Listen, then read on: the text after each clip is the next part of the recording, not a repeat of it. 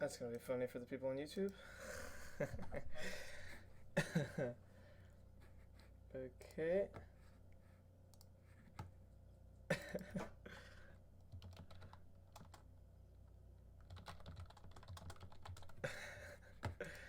That's funny. Should be live. Am I not live? What is happening?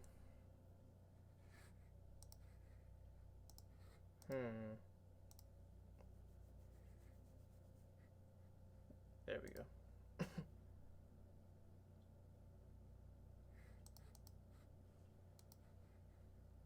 Okay.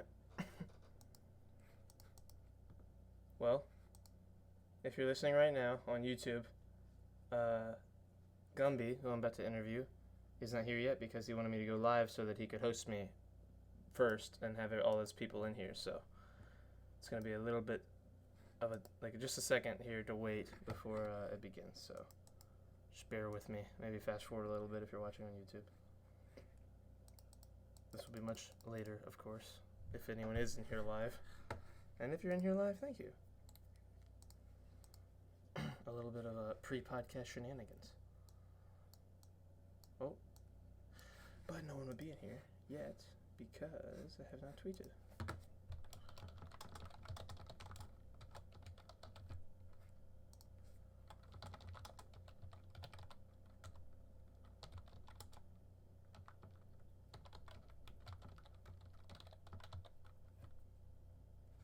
There we go.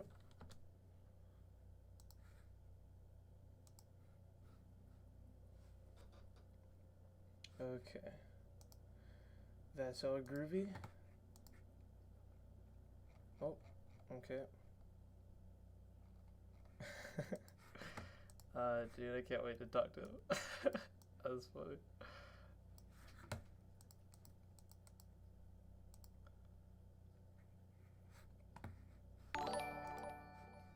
Wait, no. Oh, hello. OcularGumby is now hosting with 36 viewers. Hello, you beautiful bastards. Hello, Nick. You absolute unit of a human being. Hello, Mr. OcularGumby. You look familiar, if I do say so myself. That name, at least. Yo. Hello. Wait. Am I in here? Have you closed Streamlabs yet? It'll still prioritize your camera on there. You might want to exit that and then join the call. No, hold on. And I have you, and I'm hearing you twice. Oh, that's because of the stream. Yeah. Hello, Chris. Okay, that's closed. You might have to leave the call and come back. Okay. Miss Fishburger. Hello. You're There's good. Everybody's favorite phone. Wrong camera? Penis. That's on my... That's on... Nice, okay, that's weird. A nice Hold on. Lap right there, let me tell you. It's on my claw camera. Hold on. How the fuck do I get out of here? Oh, there he goes. Well, guys, I hope you liked the podcast. We got a lot of good info. We learned a lot about everybody's favorite father.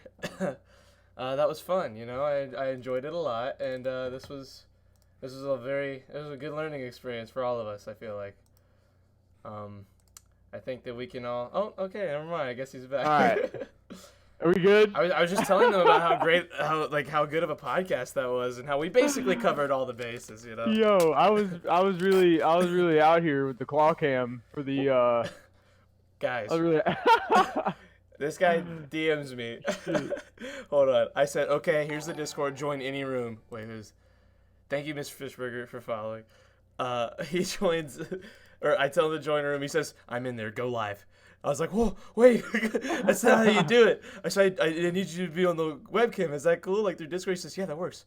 I just need to read you. I was just over there burning time trying to host you. All right, let me put out a tweet as well. That was really funny. Oh, what? Okay, guys, come on. Is that Nick? Nick, thank you for gifting. Nick gifted Fifi, Schlide, Captain Oso, 2 Lara Heggs, and Merkovich. And Ajax, a JJ. I hope I'm saying that right. All right. Okay, listen. Nick, I love you. You know I love you, but you know how this works. You know you're not supposed to be doing this at the beginning of the stream. You know that when I do the podcast, This is just the rule, everybody, so that you know if you're following, if you plan on being here. I love you guys. Thank you. But when I do the podcast, I want to focus on who I'm talking to. So like me and Gumby, I want to talk to him. I want to. I got to figure out Streamlabs. I don't know how to cut these sounds off. But I want you guys to know that I love you. I appreciate you guys being here. I know you all want to hear about everybody's favorite father, my Gumby here. And I just want you guys to know that if you talk in the chat and I don't like read it, or if no one reads it, I promise I'll be here afterwards. I want to focus on Gumby, and I don't want to get off topic, if you know what I'm saying. Whenever podcasts happen, you don't want the people who are doing them to get, distracted and get away from the conversation, because otherwise it kind of turns less into a podcast and more of like a big Q&A. And while that is essentially what it is, I want the subjects to flow a little more organically. So hope everyone's cool with that. I know most of you anyway, so I know most of you are cool with that. I love you guys. I can't see chat anymore. So what's up? What's up, Gumby? What's up, man? What's up, dude? Yo, so when I did this with E-Train, that's actually a great idea. I probably should have closed chat because it was just nonstop, trying to get me to break character or laugh or whatever the case was. Oh, we'll laugh. We'll laugh either way, I think. Anytime you get Matt and Bristol and Captain Oso together, Shafe, a lot of head assery. Dude, a lot of people trying to get me to break my composure. But I've been dealing with Matt for 10 years, so I'm pretty good at reading his stuff and staying on topic. Have you known him for 10 years, like through here, or did you know him before Twitch and before online, like an online presence? Yeah. I knew. So I met Matt. I met Matt in Black Ops 1. Matt God, right? We're talking about Matt God. Yeah, Matt God. Double checking. Played with a group of guys back in Black Ops 1. Used to beat everybody's ass, and he was one of my teammates. I've been playing with him pretty much nonstop. I mean, I've taken a break here or there. He's taken a break here or there, but pretty much been playing with him in all the games we've played for the last 10 years. I mean, this Call of Duty release would be 10 years. So I mean, it's kind of crazy. 2009, I graduated high school. So it's kind of wild. I mean, that's when I first started playing with him.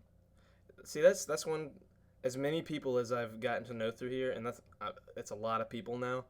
I don't have anyone on here that I knew, from my personal life, that I kind of brought into this. You know what I mean? Yeah. Like this life, I almost feel like a spy or something. Like this life is different from my other life. You know what I mean? I kind of live. Though. Yeah, it is for sure. But it's cool that you have something like. I mean, I guess my little brother, he's done the podcast a couple times with me, so I guess that's the closest thing to that. But that's a little different. That's family. It's not like a homie from school that I did this with at the same time. I don't know that anybody from IRL. I mean, I had Drunk Roommate here for a while. I mean, he was probably the most involved out of anybody. Had a couple of my buddies pop in here and there. My dad, I guess Spence too. More recently, I guess within the last year, he's a buddy of mine that I played lacrosse with, and he just resubbed today, 13 months. So it's a good call, Matt. See, look, Matt's being helpful instead of trolling. That's great. But yeah, I mean, prior to that, I mean, my dad just made a Twitch account when I was playing in Rivals, and he followed. I had to ban Marco and kick him out of Discord because my dad was in the chat the other day. So that was a good, nice and eventful. I think it's the first time, or probably the second time, my dad's actually watched my stream. So it was good. I mean, but yeah, I don't really ever talk about this side of me outside of here. To be honest, I don't I never bring it up with work, or I wouldn't want work to know. Yeah. So what do you do outside of this? I work for a company that is in the telecom sector. So focused on building the network infrastructure for everybody's cell phones. So basically, to get your text message to go through to the next person, whoever it is that you're sending it to. We do a lot of the back office work to ensure that that everything's connected and that messages go through. And I work in finance or operations within that group. How do you go from working finance for telecom corporations into being essentially everyone's favorite father figure?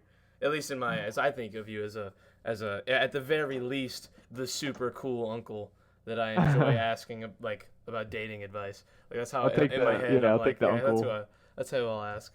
I go to Gumby. I mean, I always just played.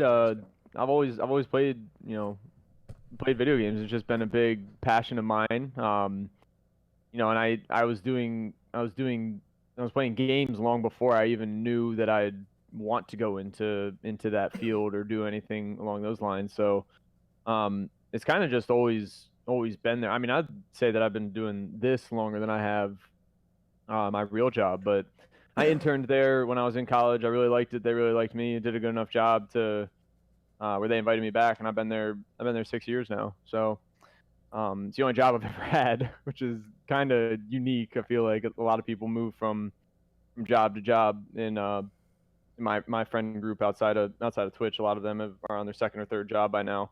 Um, but I've always liked it enough to stay there. I haven't really ever felt like I need to go anywhere. So it helps that I have a lot of leeway, you know, being there. My schedule's supposed to be 8 to 5. I can't tell you the last time I was there on time, but they know as long as I'm getting everything done that Yeah. I need to, that I'm kind of chilling. So it's good. It's been great.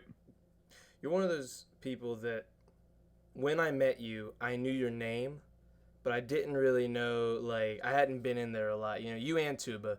You, Hmm. Tuba, and your whole crew. Like, I knew a lot of people, specific people, kind of through knowing other people.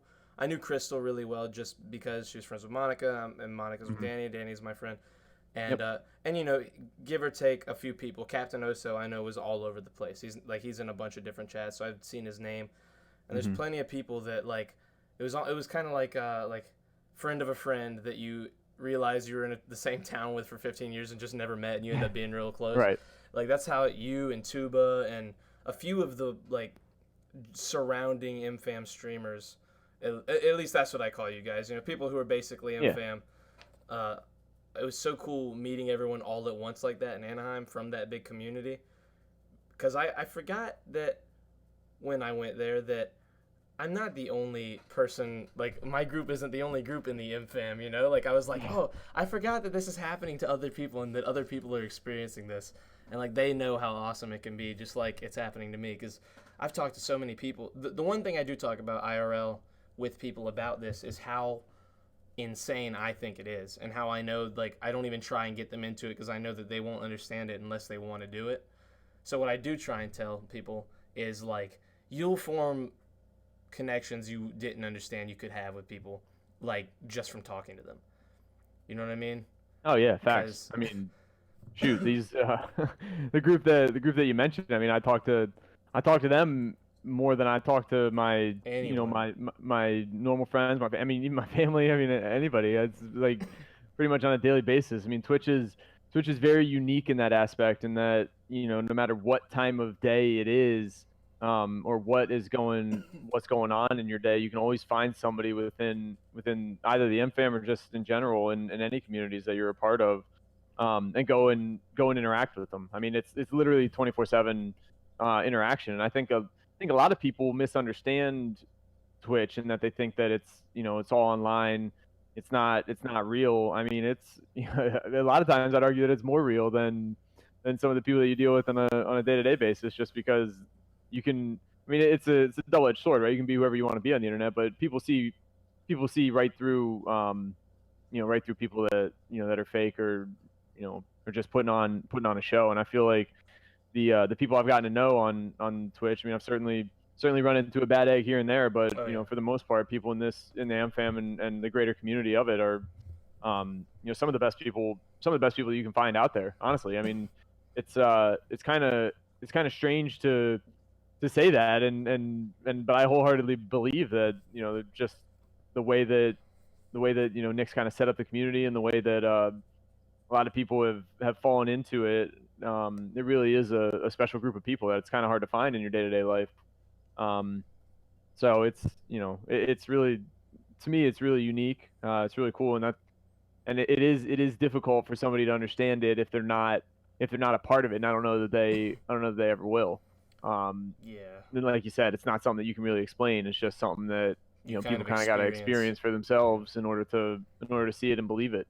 Um, but it's just one of those things that's kind of, people just really wouldn't believe or understand that, but it's very true. I mean, it's The number one thing that people like I guess they feel inclined to warn me as if I haven't been living on Twitch and in Discord for the last 5 years. Is like, be careful. It's all I live in South Carolina. It's just a bunch of these old white country dudes who are like, you just gotta be careful. You don't know who you're gonna meet on there. And I'm like, no, really? Or you're so smart. Like you understand. I shouldn't have even got on there in the first place. You guys could have told me that. Like, Right. I mean, you're right. There is definitely every once in a while you're gonna find the bad eggs, and sometimes I feel like Twitch was this awesome thing, and then when Discord came around, it just elevated by five because everyone got so much more community driven. Everyone was able to really hang out and talk way easier than they were. Because before then, you either needed TeamSpeak and like had to pay Right. for a server, or you had to have an Xbox or a PlayStation, and all your friends had to have the same thing you had, and you had to get in a voice call. You know what I mean? Like a Yeah. party chat. So Discord really turned it into. I mean, I use it for my stream. I mean, it's the easier way of doing a two-face cam thing and it looking nice, and I mean, it's just so easy to have multiple servers and get on and hang out with your friends and talk to whoever it is you're talking to. And I think that the longer you're on here, the better you get at finding those camouflaged snakes in the grass, Oh yeah. people. You know what I'm saying? It becomes pretty easy. It does Yeah, become as you pretty have a couple easy. conversations. I mean, anybody that's dealt with. I mean, it's kind of like when you talk to people in real life, you can tell if they're being genuine or not. Yeah. And It's then when you it's find the just as easy ones online. when you find the ones that like are trying to be weird or not trying, they're like they seem cool, and then you realize 4 or 5 conversations in that they were at being a certain way. That's when you realize like, oh, you're weird. You're not just a snake. You're like a weird you're trying to accomplish something snake. You know what I mean? Yeah, Those it's people, yeah, and they're it's. I kind of mean, rough as it well. also depends on what people's goals are with with this online world that that we live and what they're trying to accomplish. I mean, there's a lot of people that want to take shortcuts and want to be you know try to get somewhere without putting in the work. But it's just very easy to tell like who's legitimately there because they want to be there and they want to be your friend, and who's just trying to use you as a stepping stone and stuff like that. So, um, which is again, it's not all that different from real life. It's just easier for people to try to do that because it's the internet. Yeah. I mean, Unfortunately, I don't. I mean, my group, the MFAM, many of the communities that I'm part of, I don't really run into any of that. I mean, everybody's pretty damn genuine and pretty pretty cool people.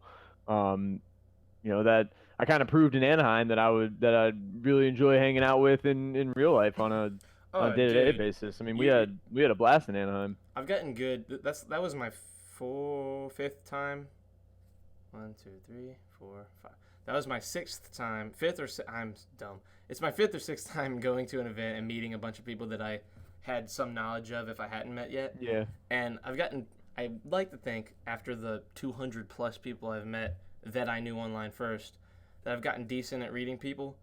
yeah, And you are one of the most genuine people that I've definitely that I've met. Like when you meet Gumby, he is exactly what you think. He is the father you never knew you had needed. Seriously, you're just a super awesome, super like sweet person. Like you and you're just like, thank God this isn't like a shitty like the way some streamers can be. There are yeah, definitely streamers who are just streaming to stream and make the money, and you're the kind of person who you can tell that you're doing it for community. You're having a lot of yeah. I fun. mean, You're enjoying this a lot. I've said that from the from the get-go that I didn't do it for money. I didn't do it for fame. I didn't do it for any of that. I did it to build a community of people that can go to where you can go to hang out at the end of the day and get I mean, that's what Xbox always was for me. Like when I got home from because I played lacrosse in college, that shit was not easy, So getting home at the end of a day of practice and classes and whatever other bullshit was going on, and going to kick it on COD with Matt and the rest of our the rest of our buddies was like a way for me to get away from all that and kind of just relax and chill and have a good time. I can genuinely say that I've probably laughed harder and had more more good times online playing any of these various games that I've played over the years um than I do in like I don't think I've ever laughed so hard as I have on Twitch when we're playing marbles or Fortnite or whatever the case is. it's just it's just something that I really do, wholeheartedly enjoy. I kind of told people with the league and everything that we do that I didn't do it for the money. I mean, with the conclusion of the fourth season of the league, that's $7,000 this year. That's back into the community in one way or another. Doesn't include any of the giveaways or any of the marbles tournaments that we've run or anything like that. I don't even know what that number is, but but it's it's up there. But it's something that makes me happy, and being able to see and help in other communities and stuff like that. See reactions when Tuba never got gifted 50 subs for the first time. See reactions like that is really cool, and even to get them out of the bigger streamers and stuff like that too. It's something that makes me happy and something that I really enjoy, and that's why I do it as much as I do. It's I don't know, it's just something that I'm really passionate about and that I really love. I'm sorry, there we go. I forgot to do something that I always do on my stream. That little spiel I did at the beginning, I have it on text and I forgot to put it up. Thank you for the follow, Tim. I love you. See, this is what I'm talking about. That got me so off track. I was listening and then I started to fix that problem, and now I am out of my mindset. Oh, but I was gonna mention. This is why I do this. This is why I messed up. I hate this. I hate when I get all sidetracked like this. There was a very good point to what you're saying that I was going to derive my next thing from. It's that easy, dude. It's that easy to get distracted. I know. That's crazy. It really is crazy. Do you ever do that? Are you ever streaming? Oh, I mean, it happens. It happens at work all the time. Do you ever go back and watch your stuff, like your own streams? Yeah. So are there ever times where you're watching, you're like, what was I about to say? God damn it, Oso, you changed my mind. I was talking about giraffes, and I was getting to a good point. Now I don't even know the point. Yeah, there's a lot of times too when I'm playing, because if you think about it, it's like you're trying to focus on the game, but you're also trying to focus on chat, and there's a lot going on between it. And if something happens in the game when you were looking at chat, and then I don't remember if I answered that question or if I said hello or whatever. And there's like when I'm watching VODs back, I'll be like, how many times am I gonna say hello to that same person? But I just sometimes don't remember, because you get. I mean, for me, it's usually I get sniped in the middle of like, I'll look over for 1 second, I'll get sniped in the face, lose my shit. That's kind of how it goes. And then I'm like, I don't even remember if I said hello, because now I've just been yelling at the screen because I got a big head. So yeah, that's how it usually goes for me. I also hit a lot of snipes too, though, but nobody ever clips those. They just clip the ones when I get shit on. Well, people, they're never gonna. What's the saying? Like, bad press is still good press. Yeah, I guess so. Like, all people want to show is the rage, because that's the fun part. You know what I mean? Yeah, it's also like out of character for me when that happens, which is why I think people find it so funny. When you like freak out and go crazy. Yeah, I mean, it really hasn't happened that often. Yeah, I can't even picture it. Like, you are just so nice and friendly. There's a couple of clips out there. I was trying to. I had a couple of issues with my 2 PC setup. Trying to get it working. And I was playing with Mario one day, and I was using this program that connects audio over the net, like over your internet between the 2 PCs. It's the most confusing thing I've ever. It's called Voice Meter. It's the most confusing program I've ever dealt with in my entire life. And I thought I had it working the one day, but it kind of like depended on when I turned on the different devices and how they were connected to each other. And I was playing with Mario, and he could hear my sound alerts, and he could hear my music through my through my microphone. Dude, it's just the most confusing thing. I don't understand at all. Like, he was singing. I was so pissed at how bad it was working or how it wasn't working.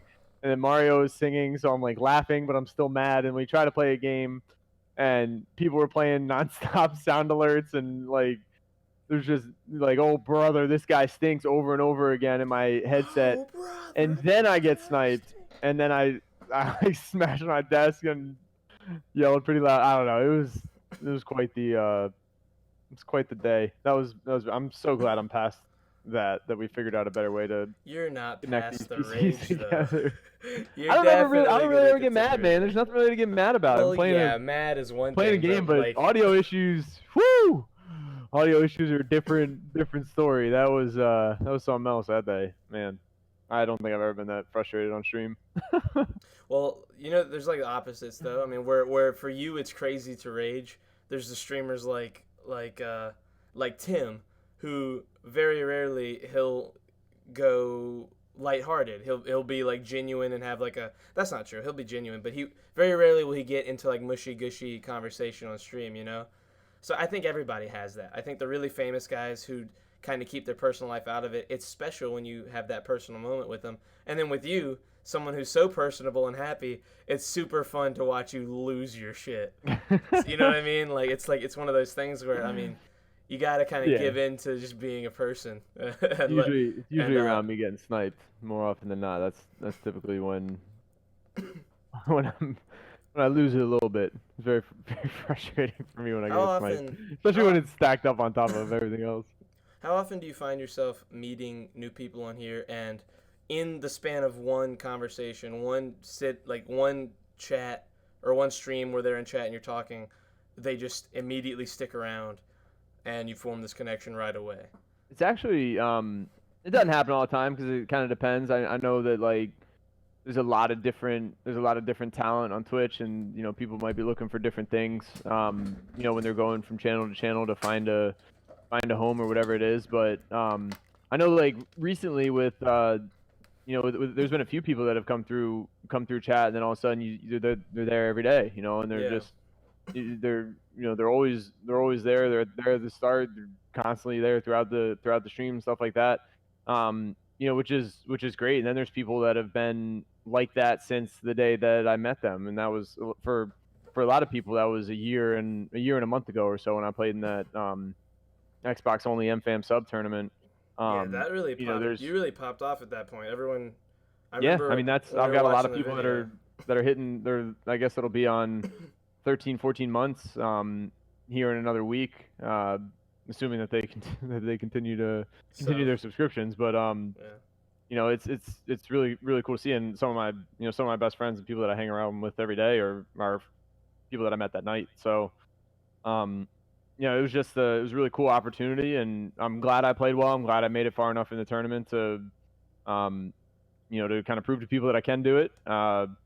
And you know it's just been a really cool ride over the last year and year and a month now since that date of you know it's kind of crazy that it literally went from that to now twice this year I've flown all the way across the country to hang out with these people that I've met that I met online. I mean, you know, Matt said it earlier in chat, never really been outside of the state of Massachusetts. Been in New York, was the farthest he's ever gone.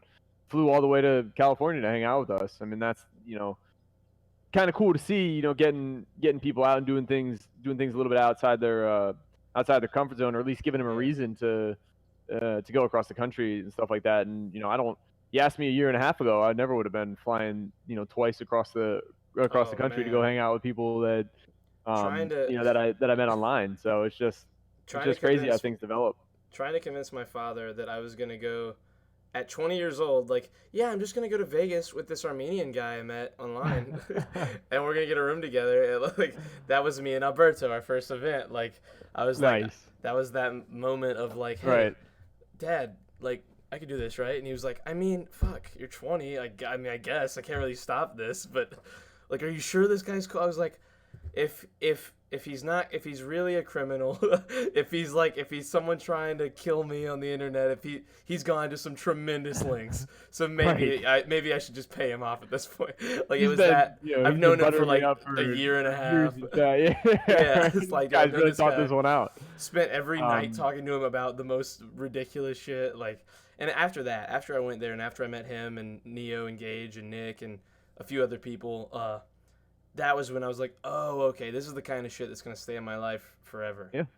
Because I don't see it. Like, if you asked me the first couple years, I might have, if you had said, like, do you think this will ever end? I'd be like, probably. You know, Nick will probably stop playing one day, and I don't think I'll have any reason to stay at that point. And the longer I stay on, you know, the more people outside of Nick that I'm watching. I love Nick, but I don't love Fortnite. So I'm Right. watching other streamers a lot and other people, and I'm watching other things. And I'm honestly, Discord has become my Twitch, where I just have servers where I go in there and talk for 6 hours instead of stream because I just like talking to people. And I've stopped. I haven't stopped. I haven't stopped watching Twitch, but I'm not as glued to one person, Nick, as I was for so long. The first 2.5 years of Twitch for me was like 95% watch Nick, 5% watch like my friend Mike or Crim6 or whoever else is on at, when Nick isn't on. Right. And even then, I wouldn't really watch them the way. When you watch Nick back in the day, it felt like a movie. It felt like I need to be here this whole time. I need to pay attention. Don't want to miss anything. Exactly. You don't want to miss anything. And at a certain point, there were probably moments where I was like, when this is over, because he can't do this forever, I'll leave. And then the longer this goes, I'm like, oh, this is never gonna end. Until they find out that the owner of Twitch like strangles puppies or some crazy shit. Like they're never gonna shut this shit down. Like this is the kind of thing where I'm never gonna stop watching. I hope I'm never gonna stop streaming. I love doing these podcasts. Yeah. And I mean, very few, 1 in 800 people on here is the kind of person that you never hear from again, Yeah. Like everyone I've met on here that I've connected to in any kind of personal way, I feel like I'm going to know forever, or at the very least be in touch every once in a while with for a long time now. Yeah, people get busy where they're in and out. They've got their real life priorities that they've got to focus on. I mean, I've got I actually just talked to my buddy of mine the other day that I haven't seen in chat for a really long time, but I knew him way back in the day, way back in the old COD days. He was just a little kid. Now he's in the Air Force, but he's been I don't know if he's away or what. He's probably at a base somewhere. But he shot me a Twitter DM and he's like, hey man, just wanted to let you know I'm doing well. I still am hoping to get back and be more involved in the community soon. But obviously got to do this and hammer it out. And I was like, man, you got to take care of the real life stuff first. I say that to people all the time when they apologize for not being there or whatever it is. I'm like, there's no need to apologize. You got to do the real life stuff first. We're gonna be here. Twitch is gonna be here. It's on this platform, this world is only gonna get bigger. I mean, it's esports to kind of see what see what Fortnite's done in the last year, but compare it overall to the esports landscape. I mean, it's wild, and that's just kind of, I feel like we're still kind of just scratching the tip of the iceberg on this. It's only gonna get bigger. I mean, you look at games like Counter-Strike and League of Legends that are global games that they play for millions of dollars every couple of weeks. Yeah, Fortnite. Stuff like that. I mean, then you just get a game that comes through and revolutionizes the gaming industry like Fortnite did. I mean, they're putting up. I mean, the kid won more than he became the winningest player of all time in like one tournament. I mean, it's just crazy like that. It's crazy to see that type of money being put on the line for just gaming in general. And I think it's it's an industry that's going to continue to boom. I mean, you look at looking at the Call of Duty franchising that they're going to. I mean, $25 million for a spot. I mean, that's bananas money that they're requesting, and they're going to get to run this, which is question. It's just, again, I think it's really just getting started, but it's just kind of crazy to see stuff like that. I think that as viewers and people who are one way or another kind of more, just because we're on Twitch alone, we're way more in the know and in the like atmosphere of what's going on in the underbelly of all this competitive, especially knowing some of the people that we know, in this community, because we've got some pretty big competitors just in the M-Fam alone, right. whether it's Fortnite or Call of Duty or whatever, and we're so much more attached to it now that I feel like we lose the scale in our head of how big it's getting, because we're such a tight community. Like, you forget that there's, like, normal people out there who are, like, Clemson fans that also like Call of Duty, that are, like, right. That they don't watch streamers. They don't watch the pro players when they stream. They don't hop on, but they will see the events and watch them on YouTube and watch them on TBS where they play CSGO now. And, You've got this whole new crowd of people watching stuff on TV that are slowly starting to creep their way into the internet, because I always hear the argument from all these, like, these COD pros, like these pro-am kids on Twitter who are like, it's basically dying. COD's done this year. It's not coming back. It's like, dog, if you look at the money, it's gotten Right. bigger every year. You Yeah. know, regardless of your precious competitive scene, like Right. Call of Duty itself has never been bigger ever. Like not even close. And that's it's not even enormous. a big game in the grand scheme of things, you know. Not So even that's a what little makes it bit. I mean, even it's crazier. probably the biggest console game for like multiplayer. Like so many more people Yeah, play it than I anyone think that's thinks fair. because it's not Yeah. competitive. They're just playing pubs, you know, or zombies. Like the zombie scene, dude. Just because it's not big on Twitch doesn't mean it's not enormous. So many people watch people play it on YouTube and want to play it themselves. Even think about it from the amount of people that are, you know, if you look at the trends in, which again is kind of bleeds into my work world, but you look at the trends of people that are canceling their cable subscriptions because everything that they need it can be provided, you know, via the internet. Online streaming services, not just Twitch, but you know, all of them are moving to, basically every company is moving to having their own streaming service. Yeah, I can honestly say if it wasn't for, I don't really ever watch it. I watched it like my TV the other day. I watched the Ravens game, but I don't know why I even pay for cable because I really don't need it. I don't ever watch it. I mean, everything I do is pretty much watching. I can find something entertaining to watch on Twitch at any time of the day, which is, you know, enough for me. But even if it's not just Twitch, there's all those streaming services out there that have shows and, you know, have TV, and a lot of them are creating their own shows, like you saw Netflix do with, you know, House of Cards and stuff like that. A lot of the other ones are doing it now. Amazon Prime or Prime Video and Hulu have their own shows and stuff like that. So it's moving more and more in that direction, which is, you know, again, kind of relating it back to work.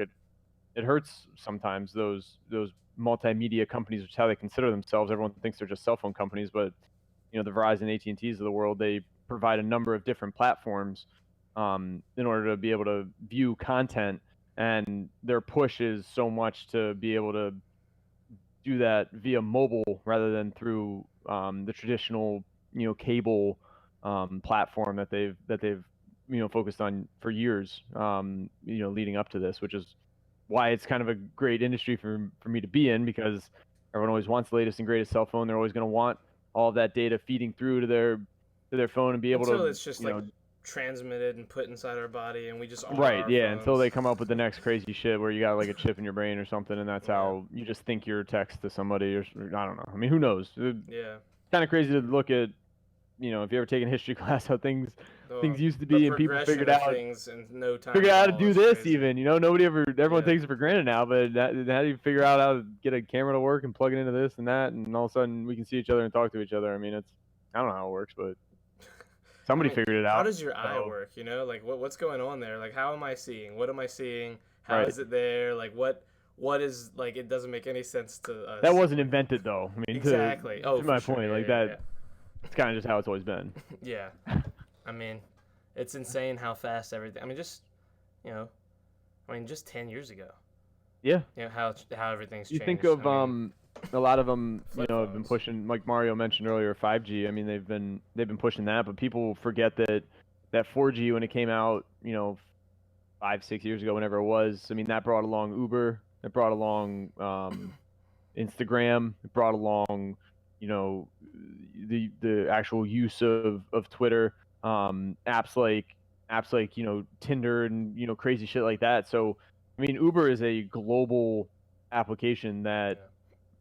that a lot of people use on a daily basis. I mean, I just used it 4 times or I don't know how many times I used it in California, but to get from here to the airport, to get to G's house, and then when we were going out, we used it a couple times, and then again at 4 o'clock in the morning to take an Uber to the airport, and then Uber back to my house. I mean, that is a global application that has completely revolutionized how people use public transportation, and that is all dependent on, you know, on the network. And it's kind of crazy to think like what people are going to come up with when 5G is fully rolled out and up to speed, because that's going to be even more powerful But Gumby, didn't you than what hear people have now.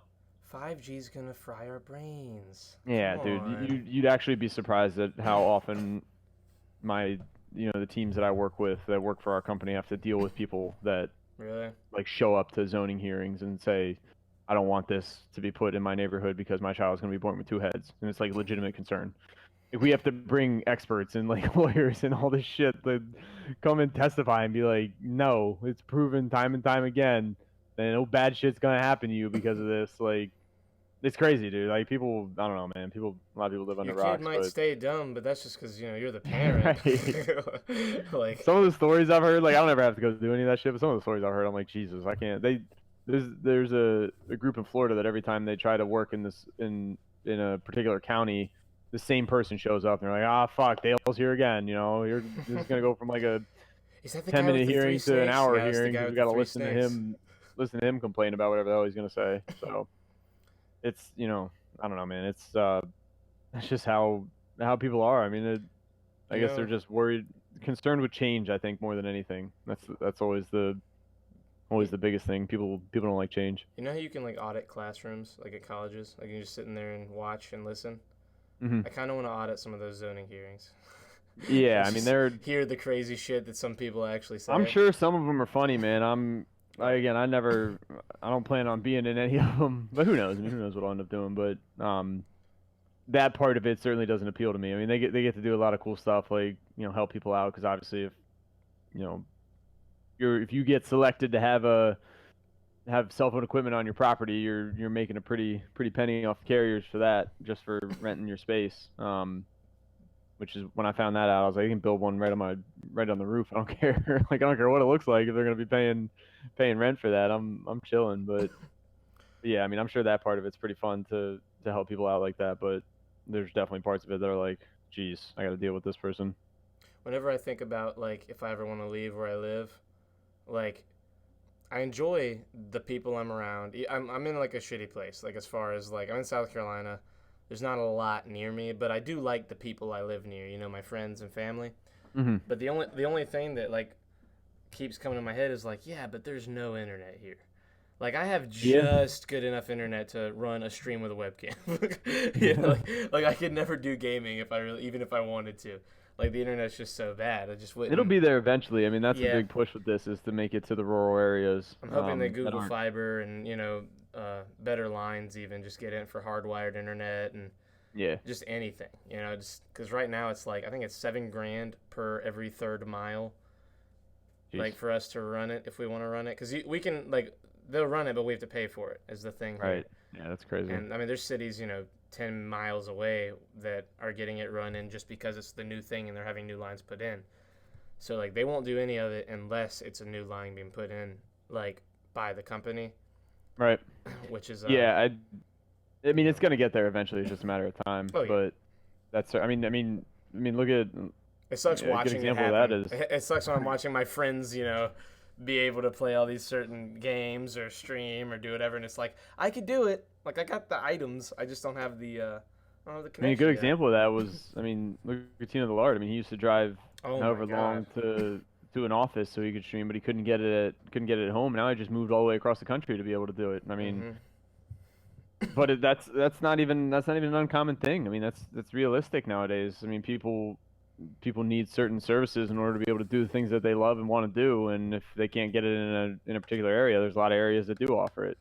I mean, you even see entire organizations moving, up and moving their location because a new city is offered to, partner with them on being able to provide stuff like that. I mean, look at, I know Optic isn't what it used to be, but when they moved from Chicago to Texas, I mean, a lot of that was because the city wanted them there and wanted to help them grow and be a hub for esports and believed in their mission, and was willing to work with them when you know, another city isn't that forward thinking and doesn't really see or doesn't agree with that type of mission that the city that organization had. So, it is kind of crazy to see that with even with bigger cities, but I mean it is going to get there eventually. I mean this push is going to continue until everybody has very similar and compatible internet. What's your long game when it comes to Twitch? Are you thinking just continue with gaming? Do you have any plans for like change in the future? I don't know, man. I mean, that's a great question. I've asked it of myself a couple of times, but I don't. It's tough because like there's some things in my life that I gotta figure out. Mm-hmm. obviously I'm 28, I'll be 29 this year. Don't have any like the significant other figured out or anything like that. I thought I had it figured out years ago, but it didn't work out. So there's stuff with that, but it's just such a big part of me that I don't want to let it. I don't want to let it go, and I don't really have any plans on it. I want to continue to grow this thing as much as I can, because I do think you know what I offer, what the community offers, is something that a lot of people don't really know that they need, or could at least use or have as a resource. But I mean, I've received so many messages over the years of people saying how much it helps, and um, just how much they enjoy being there and enjoy the positivity. And I mean, it's kind of crazy the things that I've heard from different people, the stuff that they've gone through, the stuff they are going through on a daily basis. Tragedy, successes, all sorts of stuff, man. I hear it all, and it's sometimes it's tough to hear some of that stuff, but I know that I'm helping, and that is important to me. I mean, that's what I always wanted to do, kind of referencing that conversation that we had prior. And again, I think that this industry is just going to continue to grow and continue to boom. And I feel like I'm in a decent spot. And sometimes it's a little bit tough with, people have asked me to do this full time, and it's been brought up a lot of times over the years, but I can't do that because I'm not big enough to do it, and I can't risk not having reliable income with other things that I know that I have to pay for. I mean, I went from 1,200 subs to 400. I mean, that's a drastic change, stuff like that. And you never really know um, what it's going to be. And, I put so much of it back anyway that it's kind of a moot point regardless. But if I were to do it full time, I wouldn't be able to do that. And that's something that I really enjoyed doing, and, giving back and trying to help as much as possible. So I don't know, man. I mean, the long game, I want to do this as much as I possibly can, but I know that there's some other things in my life that I got to get figured out. But I plan on making that all work together, rather than having to pick one over the other, and continue to do this for as long as I can and push it, as far as I can. I mean, more and more opportunities keep popping up. I mean, there's some exciting stuff coming down the pipe for me that people are going to find out about real soon. I mean, I just had an opportunity to fly across the country and play in a $1.3 million tournament. I mean, that's, that opportunities like that doesn't really happen that often, which, stings a little bit with thinking back to that tournament. Um, but I just think that, my group's in a good spot. This industry's in a good spot. It's going to continue to grow. Oh, yeah. There's going to be more games that come out that people are gonna want to watch. And I think, me personally, when I think of, and when I advise people of, how I've found some success on Twitch, I always tell them that, you got to be genuine in who you are. Nobody wants a show to be put up there unless you're going to be like Dr. Disrespect, or something like that, which is probably the only, person that's up there putting on a character that isn't totally them. But, I think he kind of lives it as much as possible anyway. And that too, a Suki guy, like, jeez, so fake. Exactly. Doesn't chicken dance like that. Doesn't shake his ass like that at all in real life. Actually, that's No not even way. true, bro. You should have seen him in the club. He's more of an elbows guy at the club than an ass guy. But yeah, I mean, but that, and then you gotta be somewhat entertaining or really good at what you're playing. I know there's some streamers out there that don't talk to the community at all, but they're really, really good at what they're doing, and I people kind of get that. that. I hate the guys who like sit there and, like, the Call of Duty guys that play. When you have games that you're waiting for the next game for like 3 minutes, and you just sit there. Right. I'm like, dog. No interaction whatsoever. You have 1,500 viewers, 3,000 subs, and you could be skyrocketing, with growth if you would just talk to people. Well, some people aren't personable, man. I mean, there's some people that really aren't cut out to do this. I mean, I think that a lot of people try, a lot of people fail because having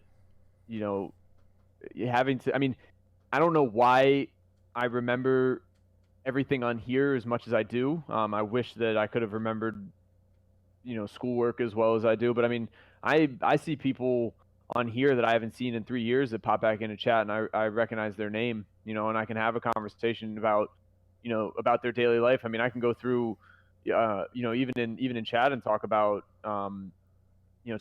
It's just crazy how much you end up knowing, but that's because you actually know the person behind Exactly. the keyboard, not just the I it's not like just the name for me. when And I sit down and think about it, I can't believe the raw number of people that not just people I know. You know a bunch of names, but the people that I like know who they are. Like I know what they Mhm. look like. I know, give or take a year, how old they are. I know what their name is. I know what their real name is. I know, Right. whose community they're in the most, who they talk to, who their friends are, which communities they're in, where they came from, how long they've been in the community. Like I know literally like 200 people like that right now. Right. Like it's It's crazy, nuts. It's crazy how and many people you can meet on here and like realize you know. I feel like I'm gonna have and that I and I Brad think Pitt disease where he starts forgetting people's faces and names yeah. because of how many people he's And I met. think too, like, because of that, and because I legitimately care and want to get to know the people I'm interacting with, because I want that level of community, and I don't think that you build it if you don't really care. um that's why I don't really see an end to it. Granted, things can change, priorities can change. I mean, I know that there's certain things that that could happen in my life that would force me to go in a different direction, but I don't, the way I've positioned myself, I don't really see, that being a thing. So, granted, I can get some of the other things in my life figured out that I need to get figured out. I don't really see me stopping to do this unless I get to the point where I really can't play some of these games. I mean, it happens now a little bit where I just like getting to the age where I don't know that I can kick it with some of these little crackheads that play this game. Oh, But I mean, dude. there's a lot of times where I feel like I still can compete. So I don't know that it'll get to that point physically where I have a I have an issue. I mean, I don't know who it was the other day, Just but someone was like, just start "You doing actually have really drugs. great reaction times for your age." I was like, "What the fuck is that supposed to mean?" Like yeah. And I mean, I know that I'm like decent at the games I play. I don't know what you're trying to say by that, but yeah, I mean, as long as I can do that, and as long as I can, I guess to answer your question, I'm gonna do it for as long as I'm having fun doing it. When I'm not having fun anymore, that's probably when I'll stop. But I don't know that I'll ever get to that point of not really enjoying. I mean, I look forward to it every day, getting home, turning on the stream, and getting to talk with the people that come by every day, and getting to kick it with them.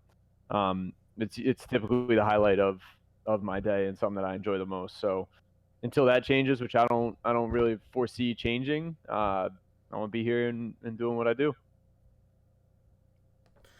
I think that that's definitely a horrible, horrible plan. No, I think that I think I see pretty much the same way. I don't think that you or any of the people who are real close in this community are ever going to get to a point where it's not fun. Which is Yeah, I think the agreed. good. I think it's going to be real. I think the only way something like that happens is like an adpocalypse style thing that happened with YouTube, where they just take away a giant chunk of Yeah, the streamer's income on Twitch for some reason. That's the only way that this ends. That's the only way that there's thousands and thousands of creators that don't want to do this anymore. And yeah. I mean, I've that's when even you cut down to like there's only 40 or 50 people on Twitch streaming. That's the yeah, only but way that would that's happen. that'd be the best way to kill it. Yeah, People love they would the kill Twitch. variety and diversity. But I mean, I Yeah, even said like things have changed a little bit because Fortnite isn't what it used to be. I yeah. don't think people enjoy watching it as much as they did before. So a lot of what I did, community driven, custom games, stuff like that, aren't as popular as they used to be. And I went from having 100, 150, 100 viewers per stream to some of them only averaging 30, 40, whatever, whatever it was. And I've talked to the group and said, I streamed for 2.5 years to three viewers, that was probably me, Matt, and some of our other buddies that played Call of Duty.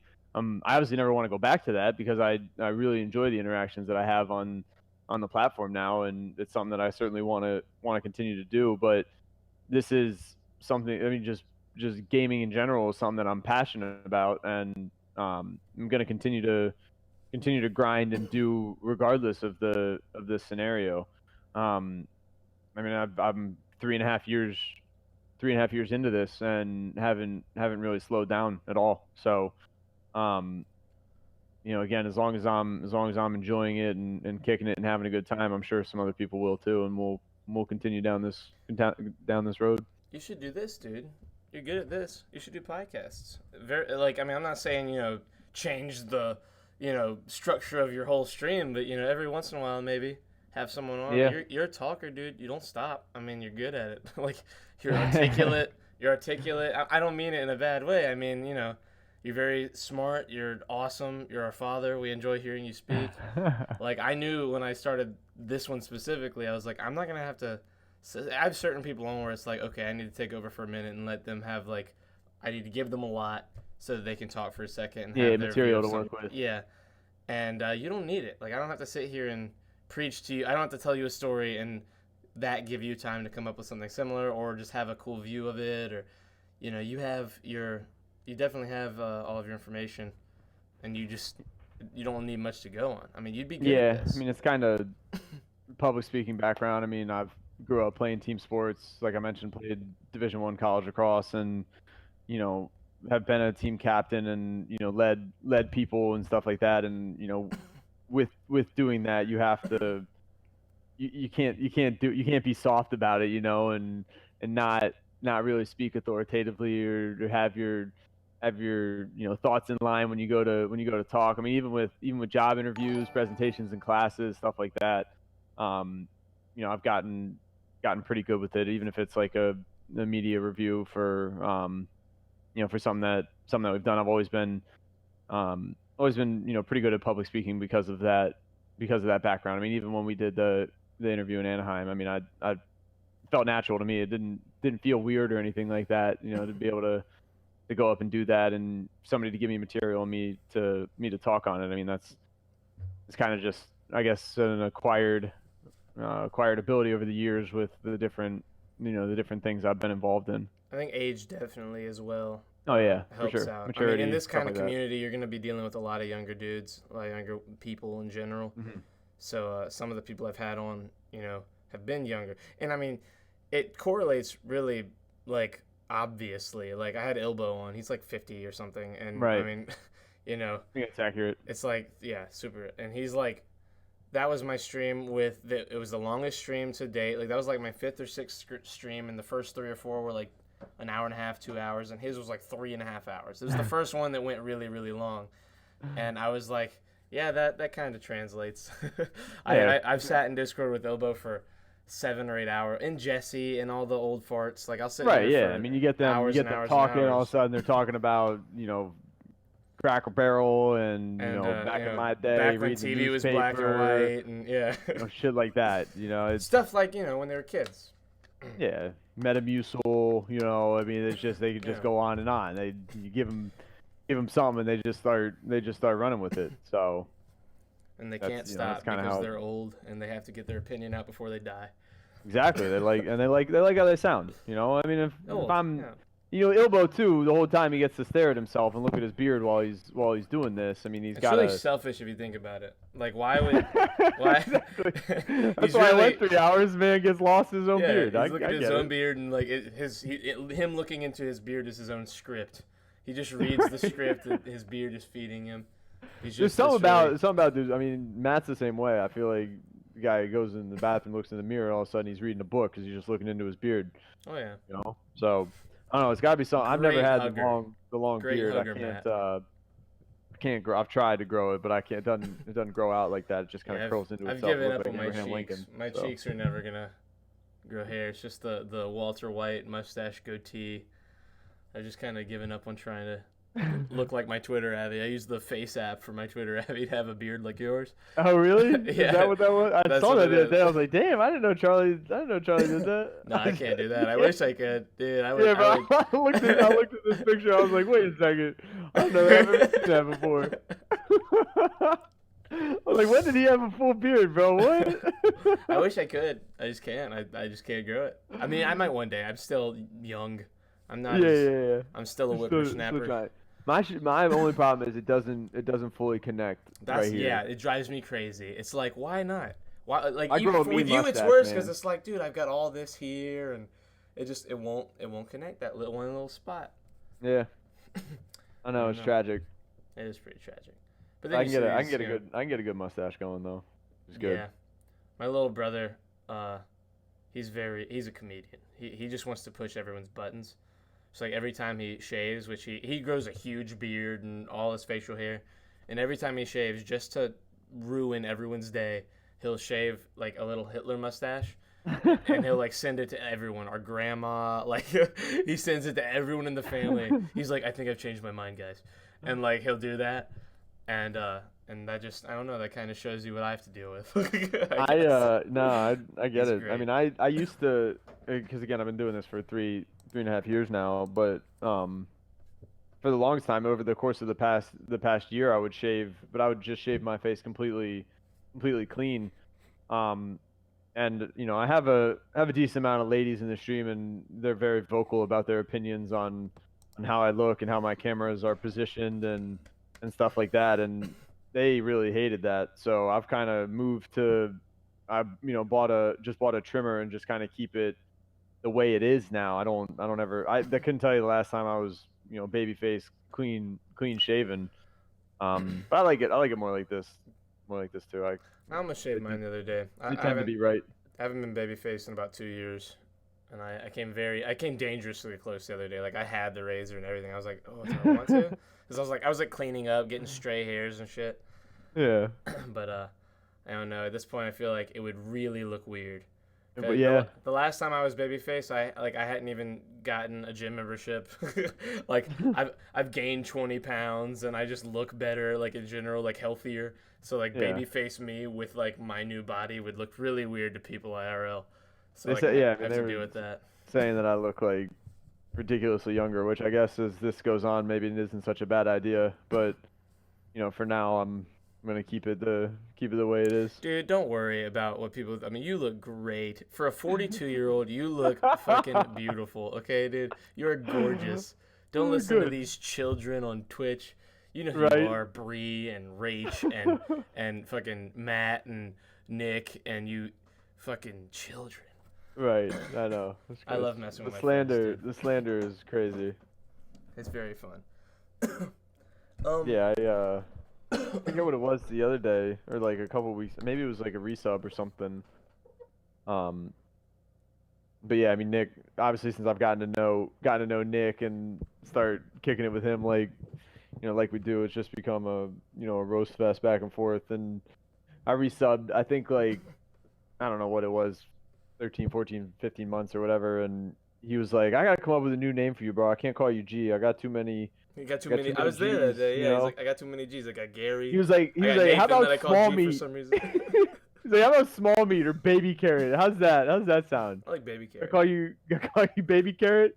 We're gonna go with that. And I was like, okay, that's how it's gonna be. Resub, tier 3, 14 months. You get called small meat. Bet. All right, nice. Good to know. But like, that's the type of shit that I love, though. It's You gotta ever call since him. Just call him the Greek meathead. That's what I call him. ever since I got involved in it, man. I mean, I said it in the Christmas video when I was wearing a reindeer suit because Chat made me and shotgun the beer that it was like I just never met a group of such like-minded head asses that I can get on with and kick it with on the daily and just have a great time because they have the same or very similar sense of humor to me. And I'm always amazed when I talk to somebody like random in chat in Nick's chat that I don't even really know that well. A lot of them are the same way. Like I forget what it was the other day. It was somebody said something to me and I like responded back and was like, oh, thanks, cutie. And they're like, no problem, beautiful. It's like it's definitely two dudes talking to each other like that, but It's way it's easier to funny be that's how like it works. homoerotic with guys that you don't even know on here. Yeah, I Because guess. you're all I in the don't know. same you're all in the same like mindset of like, I'm watching this, I'm enjoying it. Here's what I think will be funny. This guy will probably think it's funny, It's a lot Yeah. easier. Like if you go to like a fucking like a Republican convention, you can assume that most of what you think is funny isn't going to be funny to these guys. You know what I mean? Yeah. But like when you're in here and it's like, oh, these people are all saying what I say. We're all like laughing at the same thing. I can probably say what I think is funny for the most part. You know, you got that It's one been in a hundred who's the weird, yeah, I but talked about it a little bit with E, but I went to an all guys high school and I oh shit, absolutely loved it. I mean, it was one of like the best times that I've had because nobody really really? gave a shit what anybody looked like, and we were all kind of there to just play our sports and do our thing. But it was a big brotherhood, and we, you know, there's a lot of joking around and a lot of stuff like that that, you know, was just hilarious. And I haven't really found that because once you go to you know once you go to college and you know it's co-ed, you can't really joke around like that because all of a sudden it's not that funny anymore.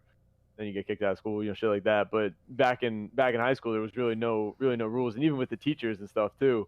It was just funny how you could interact with them, and it was all just funny because it was just a bunch of dudes kicking it, and didn't really have obviously didn't really have that in college. But I do feel like I have. I mean, even obviously there's a lot of females in the community too, but even being able to joke around with them and stuff too has been a lot of fun. I mean, there's a lot of that too, and everyone knows that I'm like 99% head ass is what I say a lot of the time, but it's you know, I have my moments where I'm being serious, and kind of podcast probably a little bit more of that than more of that than usual, but it is funny just being able to, you know, be myself and just joke around, and you know, everybody has a good time with it. It's just kind of hard to find in other. I've been a part of a number of different communities, and I don't really, it's kind of hard to get into that where you're like, all right, this is acceptable.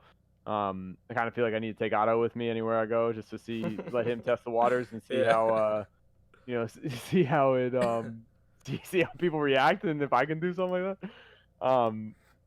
But you know, it's just, I don't know. I know that I always be able to fall back on that and have that in the, you know, in Nick's chat and the greater M fam, and that's something that I really enjoy. I definitely became way better. I'm wording that weird. I definitely got way better at talking to people on here. Hmm. Like, especially, I mean, especially people my age. Because, like, when I was in high I didn't have any friends in high school. I had like 10 people that I knew and would be nice to. And I had like two people that I was like actually kind of close with. Hmm. And even then, I wasn't really close with them until 2 or 3 years after high school. And, you know, going through real life shit with them was when I wasn't the kid that had friends come over or went to friends' houses, you know. I was very, I guess, looked over at school. I didn't have people that really wanted to hang out or anything. I was a loner. During lunch, I just had a book, you know, I'd go read. Hmm. Like I would go to the gym. I'd get my lunch and walk to gym and sit in the gym with a book so no one would bother me and it was quiet. And I just getting on here and talking to people. My like before like the job that I have now and the other one, I've always worked with older people. Like the youngest people I've worked with were in their mid 30s, you know. Hmm. And so getting on here and meeting a bunch of people my age, I got good at talking to people my age. And finally feeling like, oh, okay, it's not weird to feel these things, you know, Right. because anything that I was ever experiencing, like I didn't, I was like, wait, no one else is having this problem. I'm the weird person, because I wasn't talking to high schoolers or teenagers or now early 20-year-olds until the Right. last like 3 or 4 years, and Yeah. it definitely changed my mindset on a lot of what I thought was wrong with people Hmm. and what I thought just about people in general. Because I was a shitty kid, like my mindset at least. Like I was a very friendly and very nice, but my what I thought was right and wrong was very flawed from what it is now and what it should have been, just because of the people I kind of grew up around. You know, like bad family members and stuff like that. That Yeah. you know you kind of grow up with these bad philosophies because of other people feeding them to you. So when I got on here, I was like, oh, okay, I'm being a shitty person for most of the time. Has Yeah. anybody changed you like that on here? Have you talked to people and realized something about yourself that you didn't love and like that you were able to fix a little, or the Yeah. opposite? Have you changed other people's minds about things? I would love to think the latter, you know, and had I've had conversations with, you know, with people that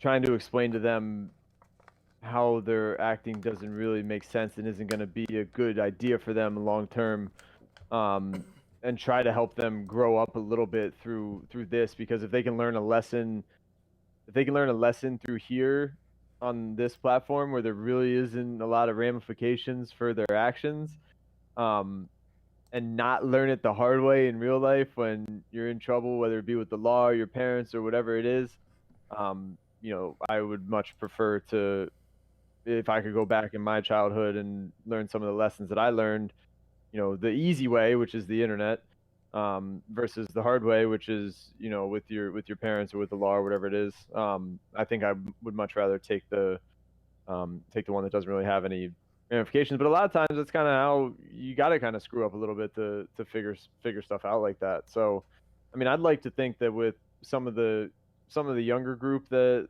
I've encountered on this platform and kind of tried to explain where I'm coming from and the things that I've learned growing up through life, the things that I do and don't do, and the reasons why.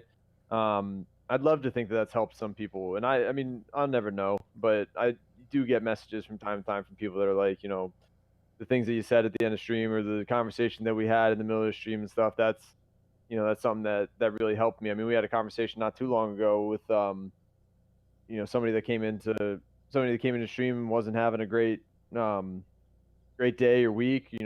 Lost their job, having issues with their relationship, whatever it was, and we're pretty down. And I'm trying to explain to them, like, if there's things that you want out there, you gotta have the right attitude to go out and get it. You can't come in to the chat or even just live your life with this attitude, this negativity, like, woe is me, all this shit around me is falling apart and I can't do anything about it.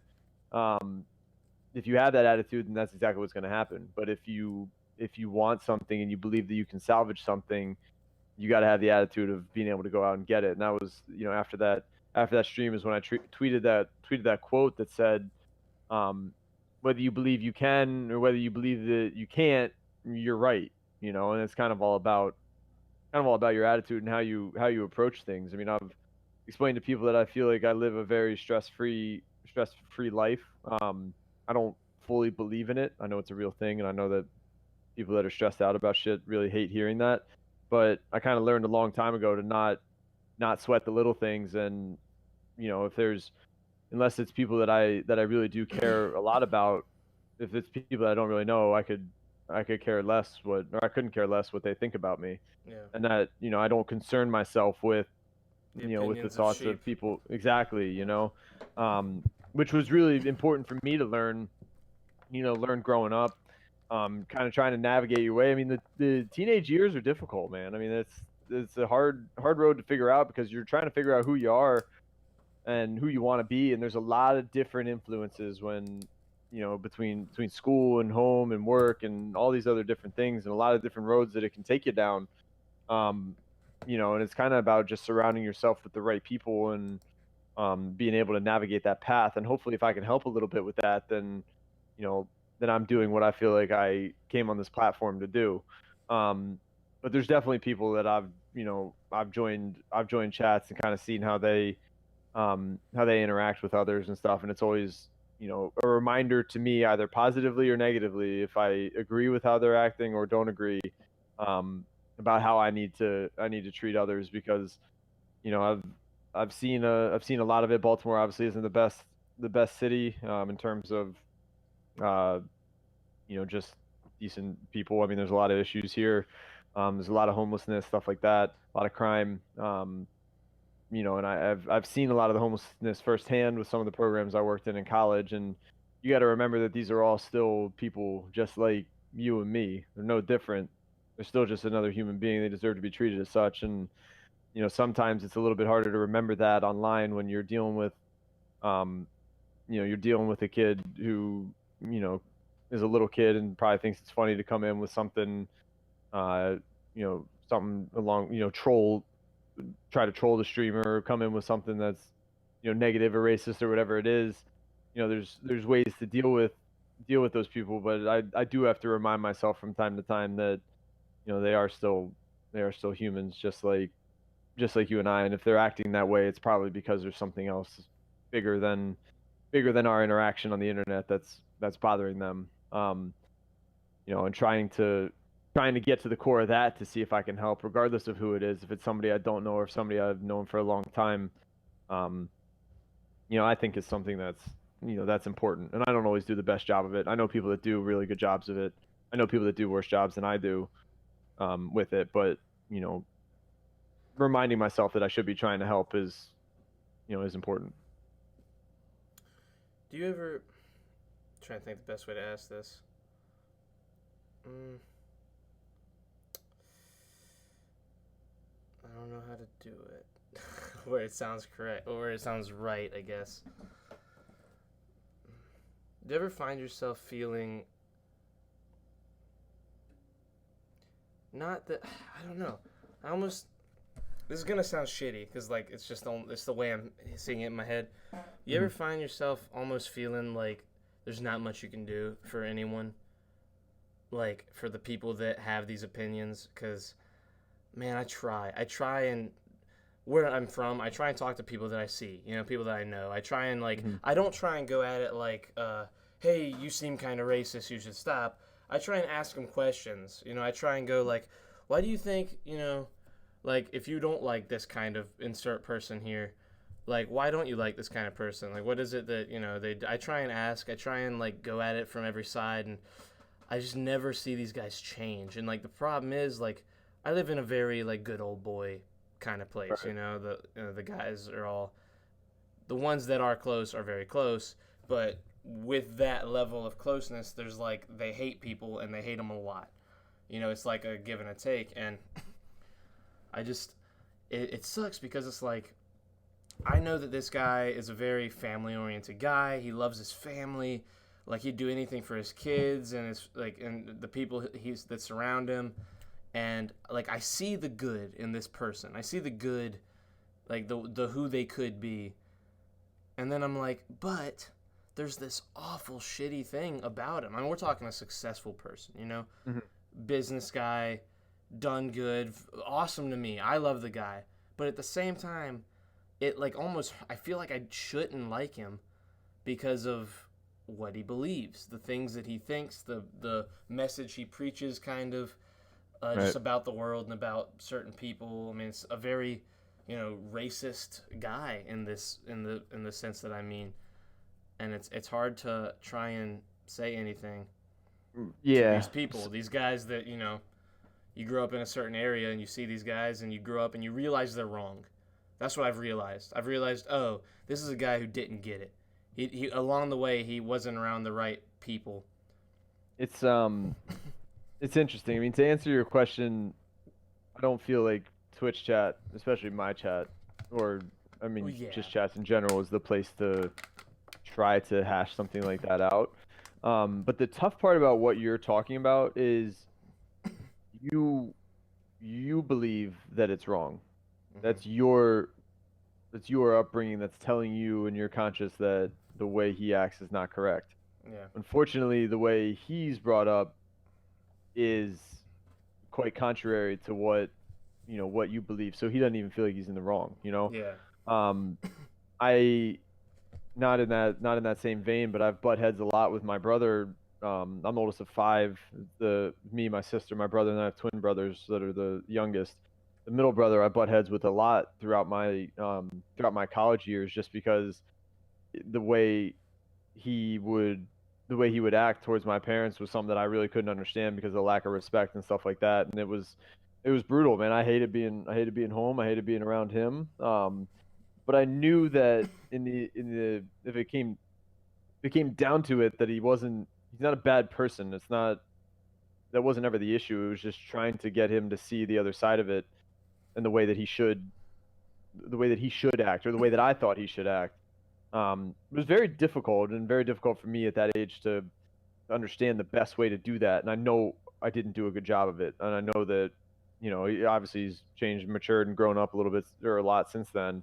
Um, but trying to find the right way to be able to explain that to him or show that to him was something that I always struggled with. But it depends, and to further answer your question, I think it really depends on who that person is and how big of a role they play in your life. Obviously he's blood, he's a family member, so I want to do everything that I can to help. But if it's somebody that you know isn't that big of a doesn't play that big of a role in my life, or if it's somebody, because unfortunately, you can't really help people that don't want to be helped. And you can say your piece, you can do what Yeah. you can put in your effort and give it your best shot, and maybe, sometime down the road or when they're by themselves contemplating or thinking about it, they can call back to that and be like, you know what, that guy was right. But a lot of times with a lot of people I've dealt with, I can give them my 2 cents, but it's kind of up to them whether or not they take it. Um, so, to answer your question, it's kind of dependent on who it is. There's definitely people, kids that I coach, family members, stuff like that, that I won't give up on because I know that I can get them through to the other side or get them through to to be the type of person that I think that they want to be or that they can be. Um, Help give them that direction. But then there's other people too that, you know, might not know as well or don't need to hear it from me or whatever the case is, that, there's no, sometimes there's just no helping people that don't want to be helped. Unfortunately. Yeah. You can do your part, but in the end of the day, it's up to them whether or not they're going to listen and accept anything or any advice or anything like that. Do you have people like that in your family that you just haven't been able to get through to? It was like that with my brother for, for most of my time in college. I mean, I hated being home. I don't know how my parents put up with it. I mean, I'm the oldest of five, and Well, I think they're we don't have kids yet. I guess true. that's kind of that's one of those things where it's like, I feel like when you have a kid, like I've got this fucking thing over here, and she's cool and all, but she's such an asshole sometimes. Don't look at me like that. Yeah. She's looking I mean, at me. it was tough. I mean, it was tough for me because again, and being in college, not really being home a lot, but always wanting to be the best example that I could be, for my siblings, and try to walk a good line so so they had a good path to follow, was really important to me and kind of influenced a lot of my decision making in high school. And I would see people going down a certain path um, that might be fun or might be something that I'd enjoy, but knowing that it's not something that I'd like my siblings to do, um, helped me steer that.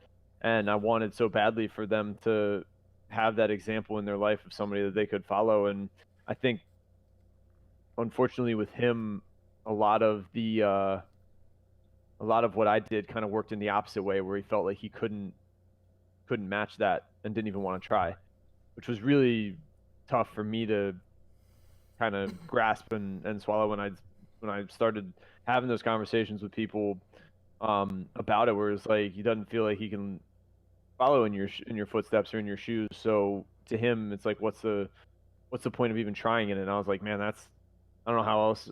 I mean, in that, if you look at it that way, it's like I should have gone out and fucked up a whole bunch of shit and, been a huge problem, because maybe then he would have seen that that's not the life that I want to live, and I need to be better than that. Yeah. But how am I to know that, 16, 17, 18, growing up, and that's not even what's best for me. So, um, I mean, I definitely butt heads with him a lot, to the point where I wouldn't even come home from college. I mean, I didn't live. It was 45 minutes away from my parents' house, so I would just stay up there and play Call of Duty all day, and not even come home. But even then, it was like, now I'm missing out on time with, the twins, who are the youngest and most impressionable out of all of it, and still wanting to be a good example and provide good direction for them. I mean, that was my biggest concern. It was How like, much I younger didn't. is the brother that's kind of screwing? He's 22, 23 No. now. Mm. And then the twins are 19, 18. They're 18. Uh, so I mean, fortunately, I mean, we're talking years later now, and a Yeah. lot of it's worked itself out. But that was such a big concern of mine. Was like, I don't want them to go down his path, and that's why I wanted to be home. But at the same time, I couldn't stand it. And I would just end up it would just end up in bigger fights than it was worth a lot of times. Where I was like, it's probably almost better if I'm just not here, because then at least I won't be involved in some of the issues that are happening. So it's tough. Something, being in a big family, stuff like that, pops up, and it happens, and it's difficult to deal with. And I know that, looking back on it, I didn't deal with it in the best way, but at the time, that was the only way that I could see and think through. obviously being older and wiser now, I'd probably handle it a little bit differently. But at the time, that was the way I saw best fit, or that was at least the way it ended up going, even though it probably wasn't exactly the best way to handle it. Do you ever bring it up with him now? Are you ever like, hey man, you remember when you were an asshole? Or No, I mean, I'm like that. My brother did some similar shit. I'm 23. We're all very close. I have a brother and a sister, and like the youngest is my sister. She's gonna be 20 this month, so we're 3 years apart from youngest to oldest. And yeah, my brother's 21 now, and from like 17 to 19, he was the problem child from movies. yeah. He went and My brother was. hung out with the wrong people, experimented with a lot of drugs, a lot of things that every parent's worst nightmare. And when he came out of it, he just he's the best now. I mean, he's like this awesome, very like weirdly mature person because he didn't do anything crazy. He wasn't like he wasn't doing like insane drugs, but he did a lot of mushrooms. So like he was definitely experiencing some trippy scenarios, and I feel like I got the best version of my brother out of it. Like I definitely I talked a lot of shit. I was very mad at him when he was doing a lot of things, and I was doing the big brother thing. But at the time, we're talking about a 20-year-old talking to his dumb 18-year-old brother who I mean, I don't know anything now. I'm still a stupid idiot kid from South, you know what I mean? I mean, I'm just a 23-year-old with opinions. Like I'm basically still a moron, but I was doing what I could 3 years ago with what I had learned, like saying, "Hey dude, I feel like you're just not doing this right." And Yeah. now I have this insanely strangely aged younger brother. You know what I mean? Like my Yeah. brother's 21, and he seems like this until he starts being funny. Then you're like, oh, you're just an idiot again. And I don't know. I feel like you're right. I feel like sometimes things are gonna work themselves out for the better, you know. And that definitely happened with me and my brother because I didn't do as much as I should have. But at the same time, I wouldn't have got this great thing out of it, which I think my brother has become a much better person. Yeah. I mean, it's you never really know. If I had never done any of the things that I did to intervene, who knows where he would have ended up. I mean, there's certainly things that have happened to other people in my life or to me personally that have kind of shaped and changed how I act and what I need to prioritize and stuff like that. So who knows if any of those conversations that we had or any of those arguments or fights or anything like that helped or didn't help or whatever. Um, I just it was just always really interesting to start to hear because like going through high school, I had decent grades. They weren't great, but I was a I was an All-American, heavily recruited to play, college lacrosse, and had a number of schools to pick from to go play in, and then went and did that, and we won a national championship in college. It was like all these accomplishments that I worked really hard towards, and you know some stuff that I really wanted to do and put myself in a position to do, which is kind of what I've explained with even the Twitch thing. Is like when I started getting into this and started gaining a little bit of traction, I really wanted to work my way up to being a partner. So I focused on that. I put together a plan. And I executed it, and now here we are. And that's trying to explain to them, even my brother. It's like if there's things that you want, you got to act a certain way and put things in place in order to get there. The challenging part with him was it just didn't seem like he wanted anything it didn't seem like anything mattered to him. So it's like, how do you motivate somebody that doesn't care or doesn't have anything that they're working towards? Um, and that was a real challenge for me, and I didn't have an answer for that, and I don't know that I do now. I even have it with some kids that I coach where they just don't have the right attitude, and it's like I can't teach a kid to have heart, and I can't teach a kid to be coachable. They've got to be willing to listen and they got to be willing to work. If they can do those two things, I can do anything with them. But if they're missing either of those two things, then our relationship isn't gonna work out from Yeah, a coach to player standpoint. And that was kind of how I felt like it was with my brother, where it's like he didn't. I don't know. There was like nothing. Didn't didn't feel like there was anything I could do to motivate him.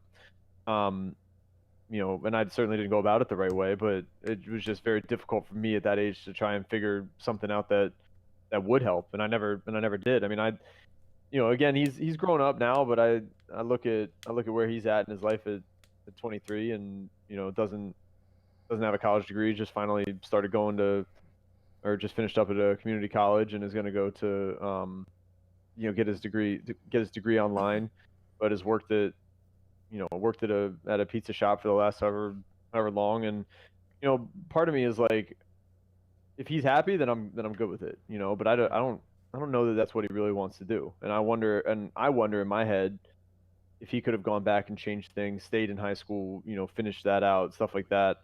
um if he would do it. And I don't know. I mean, maybe he's completely happy, but I have like I know my dad's relationship with his brother is a very interesting one. My uncle, because they had similar challenges in what they did, and now I don't even, he's like 50 something and has never really had a stable job, and he still relies on my grandma for stuff like that. And it's just like, I don't know if maybe he's happy doing that. I just don't see it that way. And I guess I guess Some because I people are because I love him and very he's my brother, and I always wanted the best for him. That's why I cared as much as I did. If I didn't give a shit at all, then I never would have put in any effort or even ever said anything to him about it. But that wasn't the case. But it's kind of hard to make a 16, 17-year-old understand that when you're just the older brother. I think that parents, when they talk to their firstborns, because most of the time, and it's not everyone, but a lot of firstborns end up having younger brothers or siblings, if especially middle children, who are the problem children. Middle child. It's like the joke is the middle child's the problem kid. Yeah. I think what happens, and again, this is a dumb 23-year-old just thinking something up really quick. I think what happens is we have this romantic idea of what's going to happen when you have kids, and we give our ideas. If you're a good parent, or if you at the very least have good morals and good ideas, you tell your first kid, hey, here's how to do it. Here's what you need to do. And then when you have the second kid, you're like, okay, here's part of what I need, but hold on, I got to go talk to your mom, and hold on, your brother's like this. And then you have the third kid, and you're like, man, middle kid's really fucking up. I need to like pay more attention to younger kid. And then, it's like even more focus is away from that kid because they already feel like they've failed. You know what I mean? So I feel like that probably happens. And I feel like at a certain point, that middle kid, because they still love them, they help them, but they don't finish teaching them. You know what I'm saying? Yeah. So I feel like maybe that it's something like that, and those kids get more reliable, like they become more reliable on their parents, and they stick with them, and that must be, to a certain extent, what happens with a lot of people. It's Something also like the case that, with anything, with if you're raising a kid, or if you're coaching a player, if you're managing an employee, or whatever it is, and this is why I think, sometimes people struggle with school. Um, Not everybody learns the same way. Things that work for particular people don't necessarily work for the next group, which is why some people do really well in school in a certain class structure, and why people don't do that well in school in the same class structure, because the learning process is a detailed one. And like, I personally learn better when I hear it and I write it, whereas some people just need to see it happen. And so, like, what worked with me, with the type of person that I am for my parents, didn't you can't there's no cookie cutter way to raise a child, or there's no cookie cutter way to coach a kid, or manage a group of people, because everybody's different. So finding that's my biggest challenge as a coach, is finding the best way to get through to somebody. And that's what makes the most effective coaches, is the ones that can be a hard ass if that's what that player needs to hear in order to react, or can have a soft spot if that's what that player needs to hear in order to get the best out of them. But finding that is what truly develops a leader, and that, or a parent, or a coach, or a manager, or whatever it is. And that it isn't always clear, and with some people it's harder to find. But if you can do that, you become very effective in whatever leadership role that you have. I know that there's certainly I've been coaching for 10 years now. There's certainly some kids that I probably failed over the years because I couldn't figure it out with them. Some of it's on the kids, some of it's on me. If they don't give me much to work with, it becomes very difficult um, for me to have material to work with. But I know that there's also some kids that I've completely turned around from being who they were because of me being able to figure them out and put together a way to communicate with them that was the most effective. So I think for parents, it can be very difficult if you have kids that are very, very different. What you do for one that works really well isn't necessarily going to work for the other. And I think that was, part of what, people ran into, or part of what my parents ran into between myself and my brother. You know, it's just tough because everybody's different. But, I think I think the world of my parents, but I don't know that, unfortunately, I don't know that my brother would feel the same way, and that's kind of weird because I know that they've done a phenomenal job with raising me and raising our family. But again, that's my opinion and how I grew up, and I don't know that he would have the same opinion, which is weird, but Yeah. it's just kind of to go back to it, it's just kind of because everybody's built different, and people are just different. Yeah. I don't like when. I hate when I have someone in my family who I have such a. You good? I hate when I have someone in my family who you have such a big difference with them. And I'm lucky in the sense that my brother was the only weird situation like that, It would feel really weird if you being what you thought was good. I could see how someone like your brother or someone like my brother could feel so alienated if it was the other, like it could happen to us if it was the other way around. If we were the only one that thought the way we do and we felt like there was something wrong with us for feeling like what we thought was right, you know what I mean? Yeah.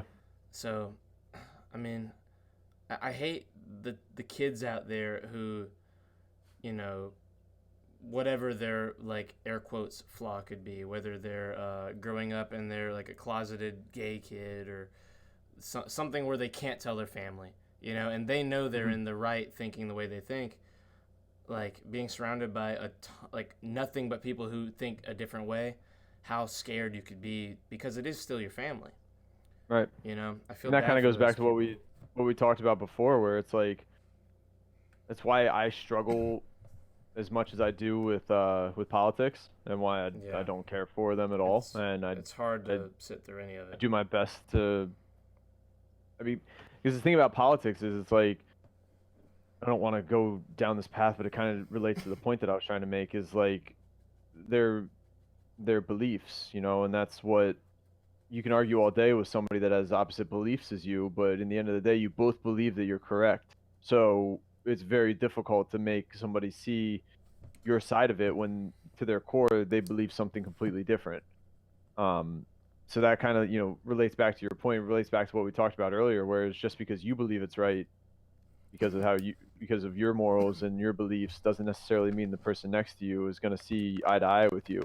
There's some people that are willing to listen and change, and there's other people that are set in their way, and that's you know that's why we have differences between people and different beliefs around the world and different parties and all that stuff. I mean, it leads to a lot of conflict, but it also leads to um, a lot of growth and learning too. Is when you can kind of like to take it back to sports. Um, when I played for my high school, we played a certain way. I played defense. We played a certain way defensively.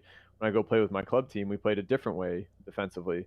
Um, different sets, different slide packages, different ways to communicate, stuff like that. Doesn't mean that either of them were wrong. It doesn't mean that one was better than the other. But being able to learn both of them and understand both of them made me a more well-rounded player. Yeah.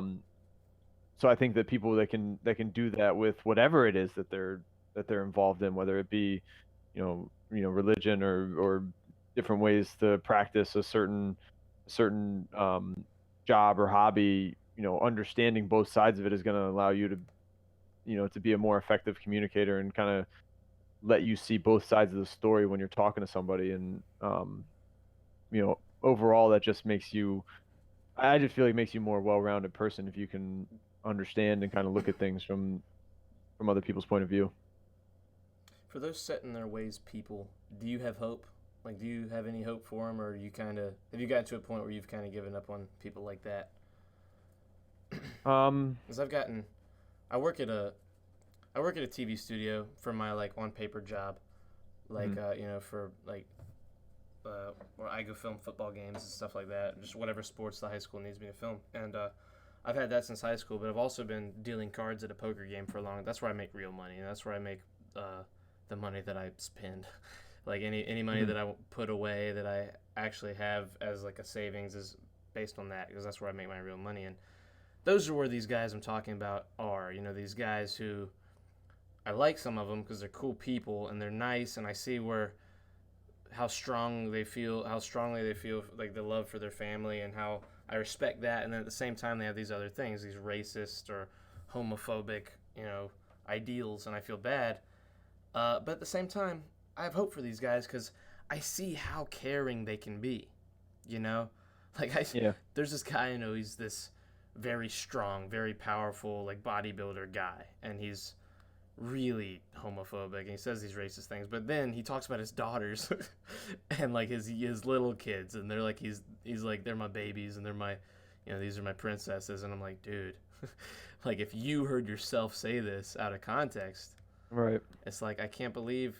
But it's in those moments that I have hope, where I'm like, man, this is a guy who has a lot of love to give. You know what I mean? Yeah, I mean, I do. I mean, I think that there's.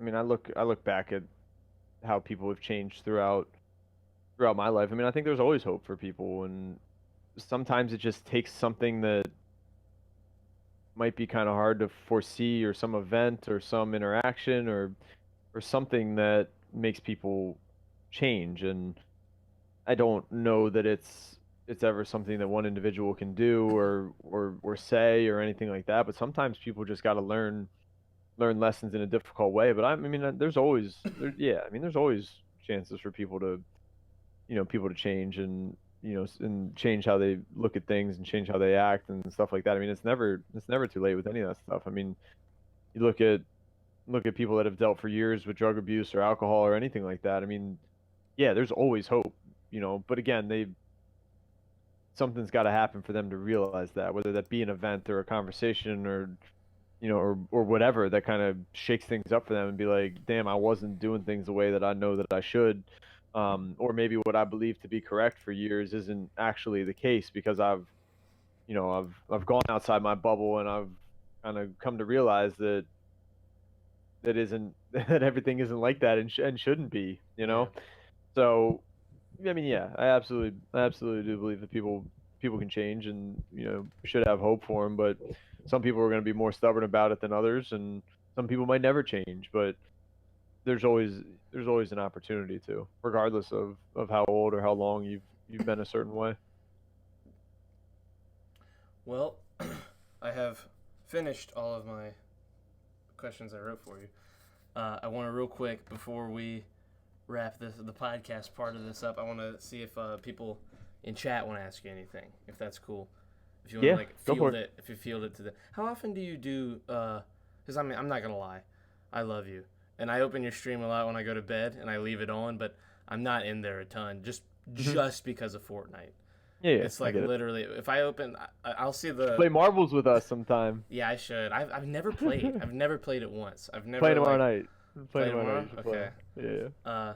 Thursday nights we usually play marbles. Okay, I got you. I'll see the thumbnail, and I'll see like it's a full camera. I'll be like, oh shit, he's saying shit instead of playing Fortnite, and I'll like hop in there then and just kind of lurk and leave it on when I'm doing stuff in the room. Because that's just me. I've grown very out of watching people play games. Even like Nick, I'll watch Nick play in the cash cups, and I'll watch if he's doing good. If he does bad a game or two in a row, it's like, fuck, I don't even want to watch anymore. I've gotten very out of that like mindset of what to watch, But I don't know. I've definitely gotten to where I hope that this continues to grow. Not me doing podcasts, but I hope that podcasts on Twitch, like live, I want more of them. I like the one with. I didn't even know that you and Train did one. Like I heard that you guys did. I saw his in Tubas, that first one he did, and I loved it. Yeah. I mean, even I learned a lot about. I mean, I felt like I knew Tua pretty well, and even I learned a lot of stuff about him in that conversation that I didn't know.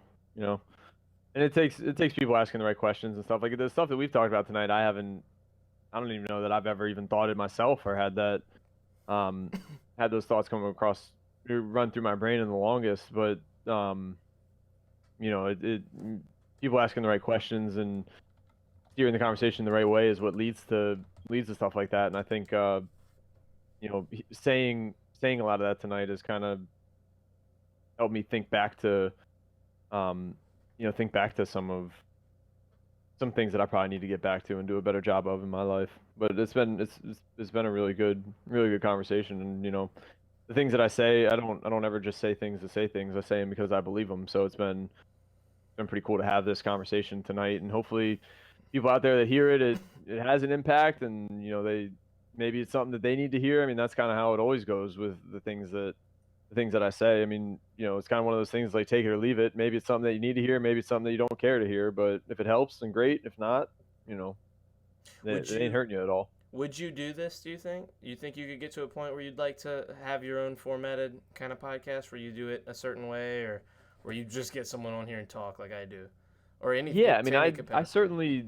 certainly enjoy it. It's a chance because so much of my time on this platform and what people know me as is joking around, being sarcastic as shit, being a head ass, cracking jokes, blah blah blah, stuff like that. And I don't really ever have. From time to time we have conversations like this as a group where um we talk about some real shit, but I think like 99% of the time I'm dicking around and being funny, or trying to be at least. And um but it is good every now and then to take a step back and have conversations like this. And if people want to hear it, great. It's one of those things. It's kind of like I said. It's like take it or leave it. Um, if they want to hear it and it's something that they want to be a part of, then great. And if not, that's why there's so many streamers on Twitch, man. There's a lot of different avenues that they can go to find the entertainment and what they're looking for. Well, we have a question from Weave a Basket. My boy All right. Presley. That's his real name is Presley. He says, I don't know if this was already touched on, but I'd like to hear the story behind how Gumby became MFAM. I pressed subscribe. That's pretty much all it takes. Uh, No, I'm when kidding. I'm when joking did around. I you mean, when that's did that's me being being yeah a yeah sarcastic yeah bigot, yeah. No, I mean, I started I Yeah. This fucking guy. I was I've been streaming for a while. I've been probably on it for a year and a half, 2 years.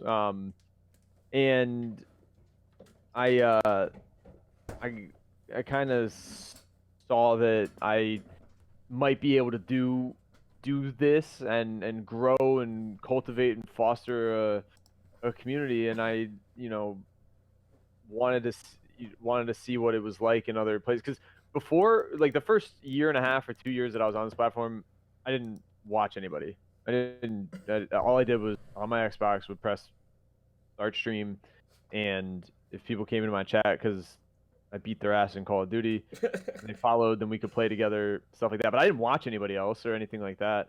I didn't even understand how this whole ecosystem of Twitch works. Like the subscribe, I was like, who would pay money to watch somebody else? That was so foreign to me.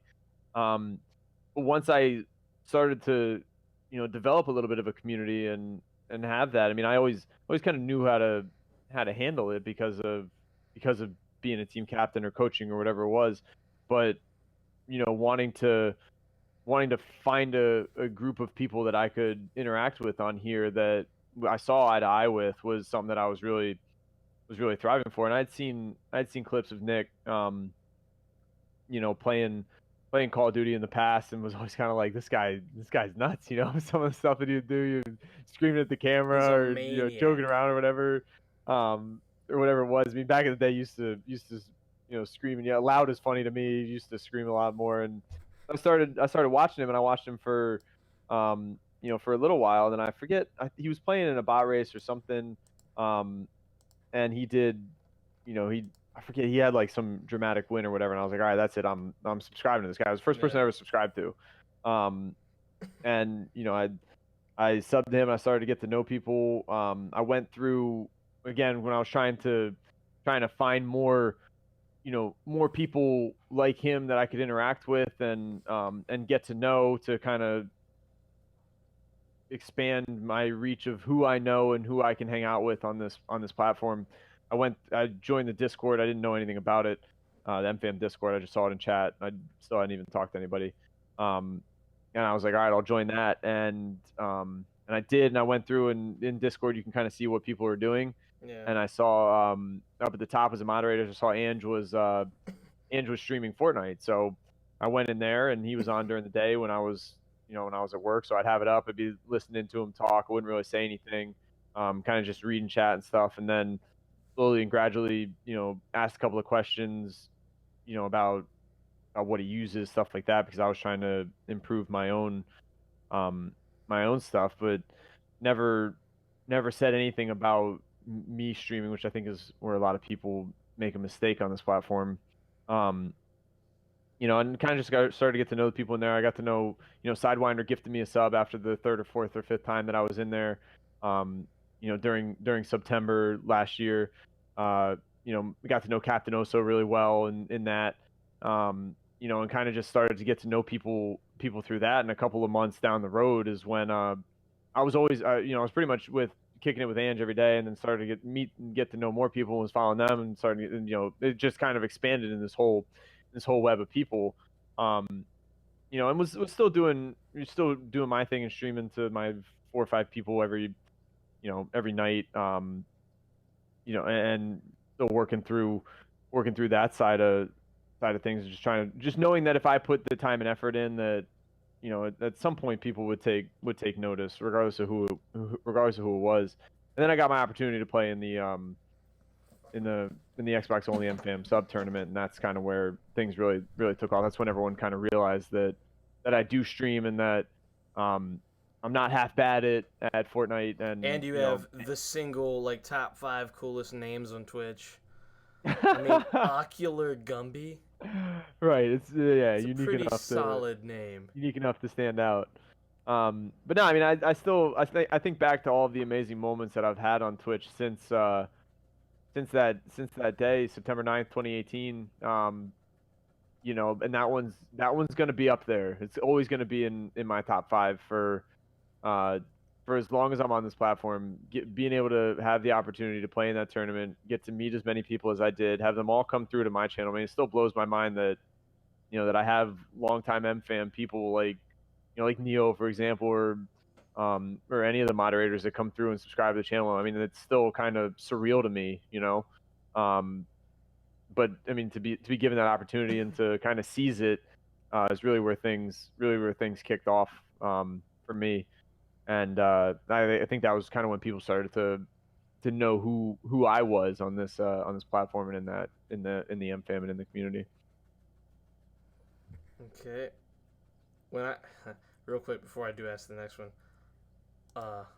it is weird how, I guess with other streamers, you kind of sub because you've been subbed. Before that first sub, Nick was mine as well. You really remember everything about that moment you subbed. You know what I'm saying? Okay, Mm-hmm. Nick.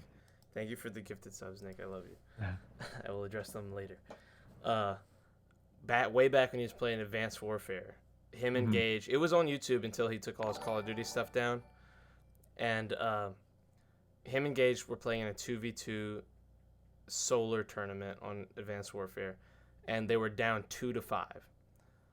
And they come back from 2-5 and they win. And that was where, for the longest time, he had the you emote, because Nick went, you Gage, you, and Gage went, no, you Nick, you, when they won. And I was there for that, and I subbed right after. It was June 20th, 2015, and it was just this crazy, insane moment, and I'll never forget it. Yeah, I remember exactly where I was. I was children. up in. I'll have children in many, many decades. I'll have children one day, and I'll be telling them stories of yeah, my brother and I, we killed this shark that was trying to kill our friend, and we had these that was an adventure. And one time I skateboarded down the mountains of Guadalajara or whatever the fuck, and this one time I subbed to Nick Merckx when he was playing in Solar in the 2v2. Those are gonna be the memories that I that I that I I remember share exactly. with I children remember and exactly everything. where I was too, dude. I was up at Lehigh College coaching a tournament, and had time in between games. Was back in my back in my hotel room, just perusing and watching Twitch, and I was like, this guy, I it was that, but I'd been watching him for a while, and I had kind of gotten to know and understand who he was, and was like, you know what, this guy gets it, and I've told him that, Excuse me. via charity stream donation, or via any regular whatever, and told him in person too, that it's like it's hard to find people that just get what it is to be a good person, and to have a community that you're responsible for, and being able to take care of them the right way is really hard to find, just in general, just in life. It's hard to find people that that get that and understand that, and he really does, which is unique. And that's why I felt important on the Whoa, platform, that whoa, um yo! that it'd be him. I think your mic Wait, did I switched. lose you? Yeah, oh, I hear you, but it's like on your. Can you hear me? Hold on. Oh no. Can you guys still hear him? I hear you through my speakers on my Yeah, I hear you through what has to be your fucking PC mic. Like a webcam mic. Yeah, that's what Nick said. I don't know. Did you unplug something? Give me 1 second. That was weird. I was like, oh shit. I think it might be my. I don't even know what it is. It's coming out of my monitor over there.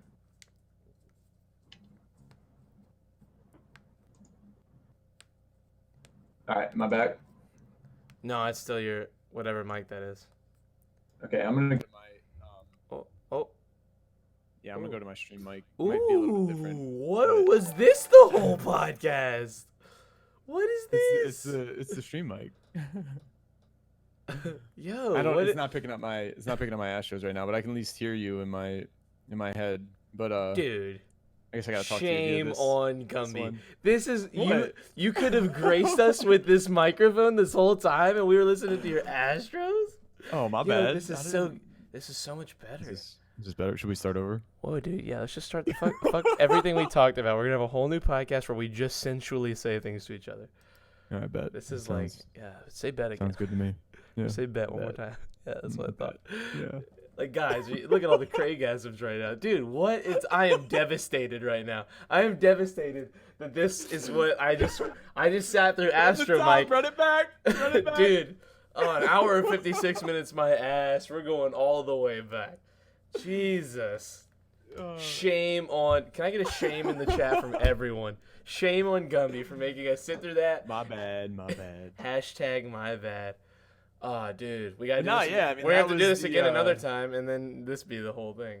Yeah. No, I mean, that was the story of it though, man. It was like, Yeah. I've been watching it for a while. I mean, he really gets it, really understands what it's like to to lead, and to be a good person that that sees the bigger picture, that this is more than just playing games. This is people's lives, and I don't know that he'll ever be able to step back and look at it and say, and ever know the full magnitude of the amount of people that he's helped in one way or another.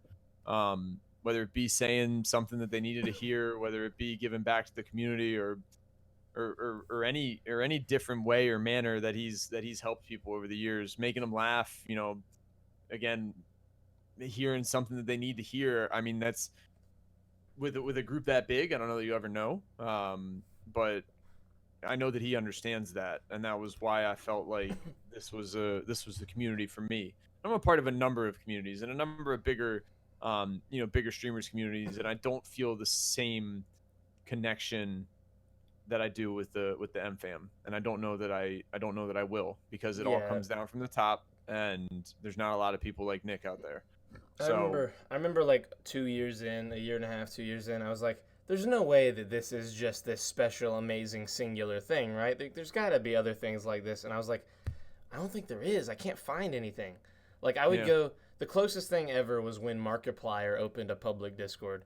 And I was like, okay, there's fucking 9,000 people in that call at every moment for like a few weeks. And then I was like, that's the closest I've ever seen anything come, where he did have a close community of people that he would talk to based on how they did. But even that kind of fell apart. And I've never seen anything even similar. Like, I mean, it's just there's other it's big just streamers who have people who they're close to and all, but nothing to the scale of this.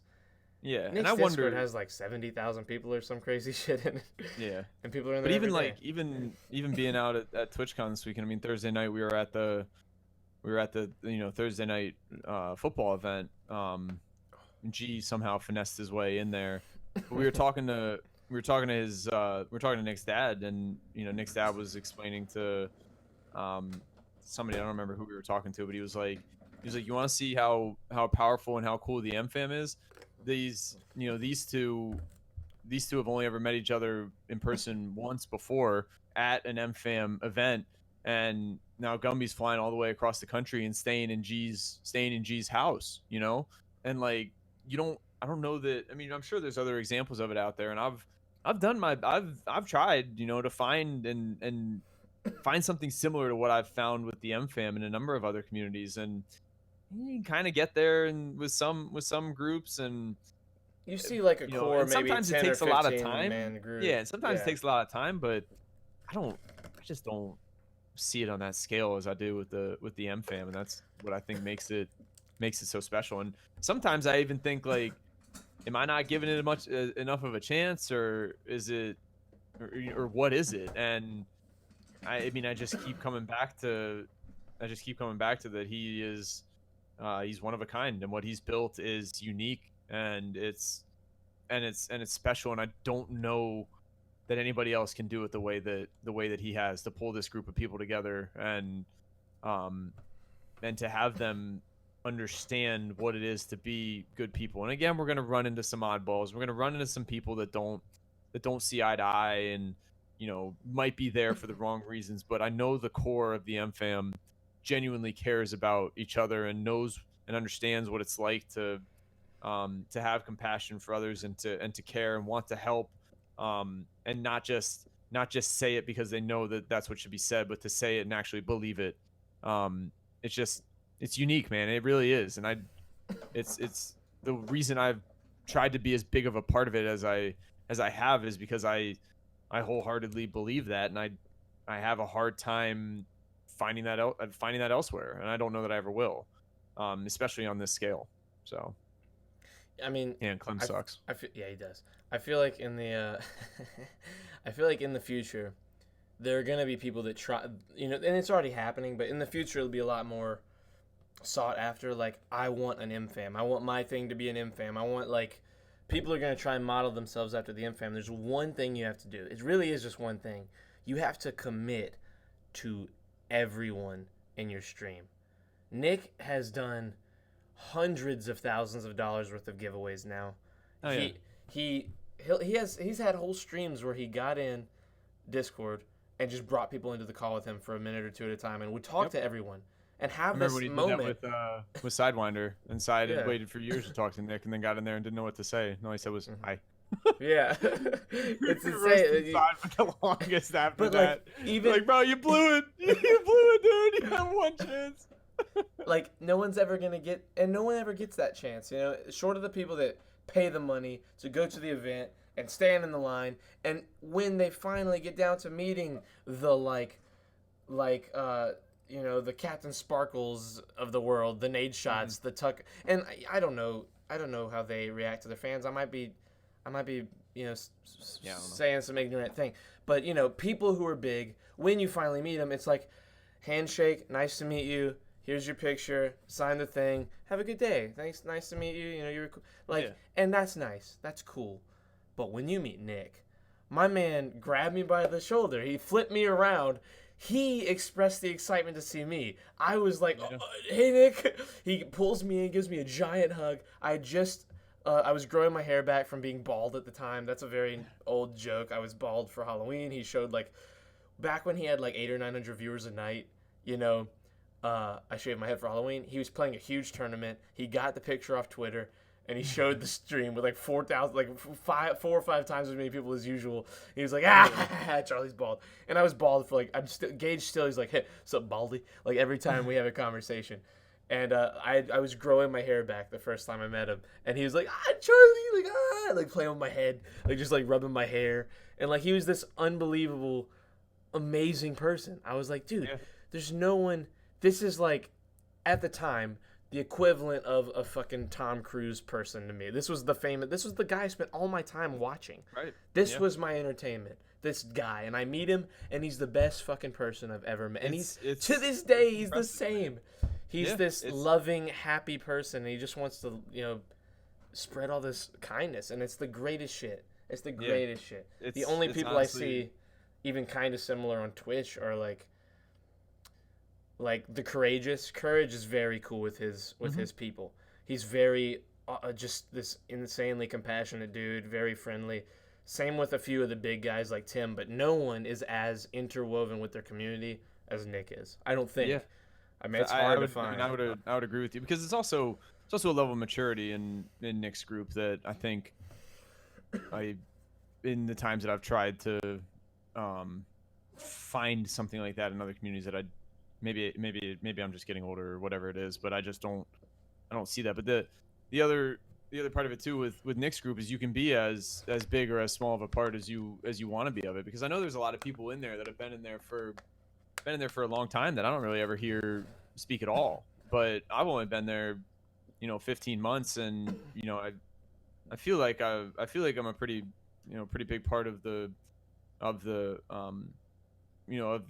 fam, and maybe that's a misconception, but I, at least from conversations that I have with people, and being able to do things like the Thursday night football event with Nick, and hanging out with Gary and Yuli, and stuff like that. There's just you can be that, you can be yourself and be that person in the M fam, and I think that's hard to find, and I think that's why it's such a great group of people, because everybody is just being themselves and being genuine, and that's why it's become such a tight knit group where we're willing to fly across the country to hang out. And I've willing, it's not even willing. It's like just like was excited to do it's like a drug. Like those guys definitely got me contact high when I was in Cali with them. But aside from that, I've never smoked anything. I've never drank alcohol. I've never done anything. I'm a square. I have not. Never drank either. I've never touched anything. And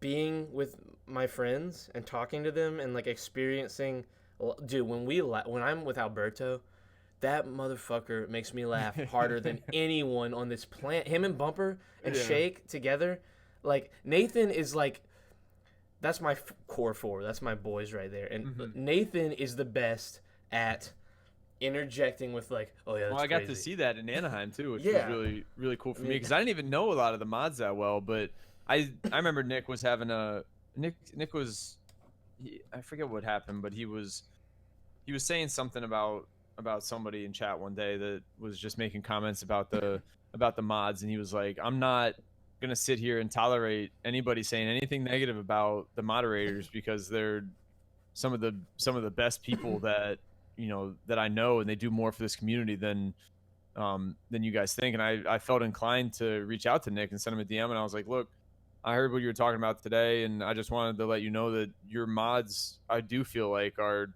a really strong and core part of this community, because when I went to Anaheim, I didn't even know half of them that well. I mean, I knew a couple of you guys, but I didn't really know you that well. I didn't know Alberto that well. I didn't know Blue Slayer that well, or any of those guys.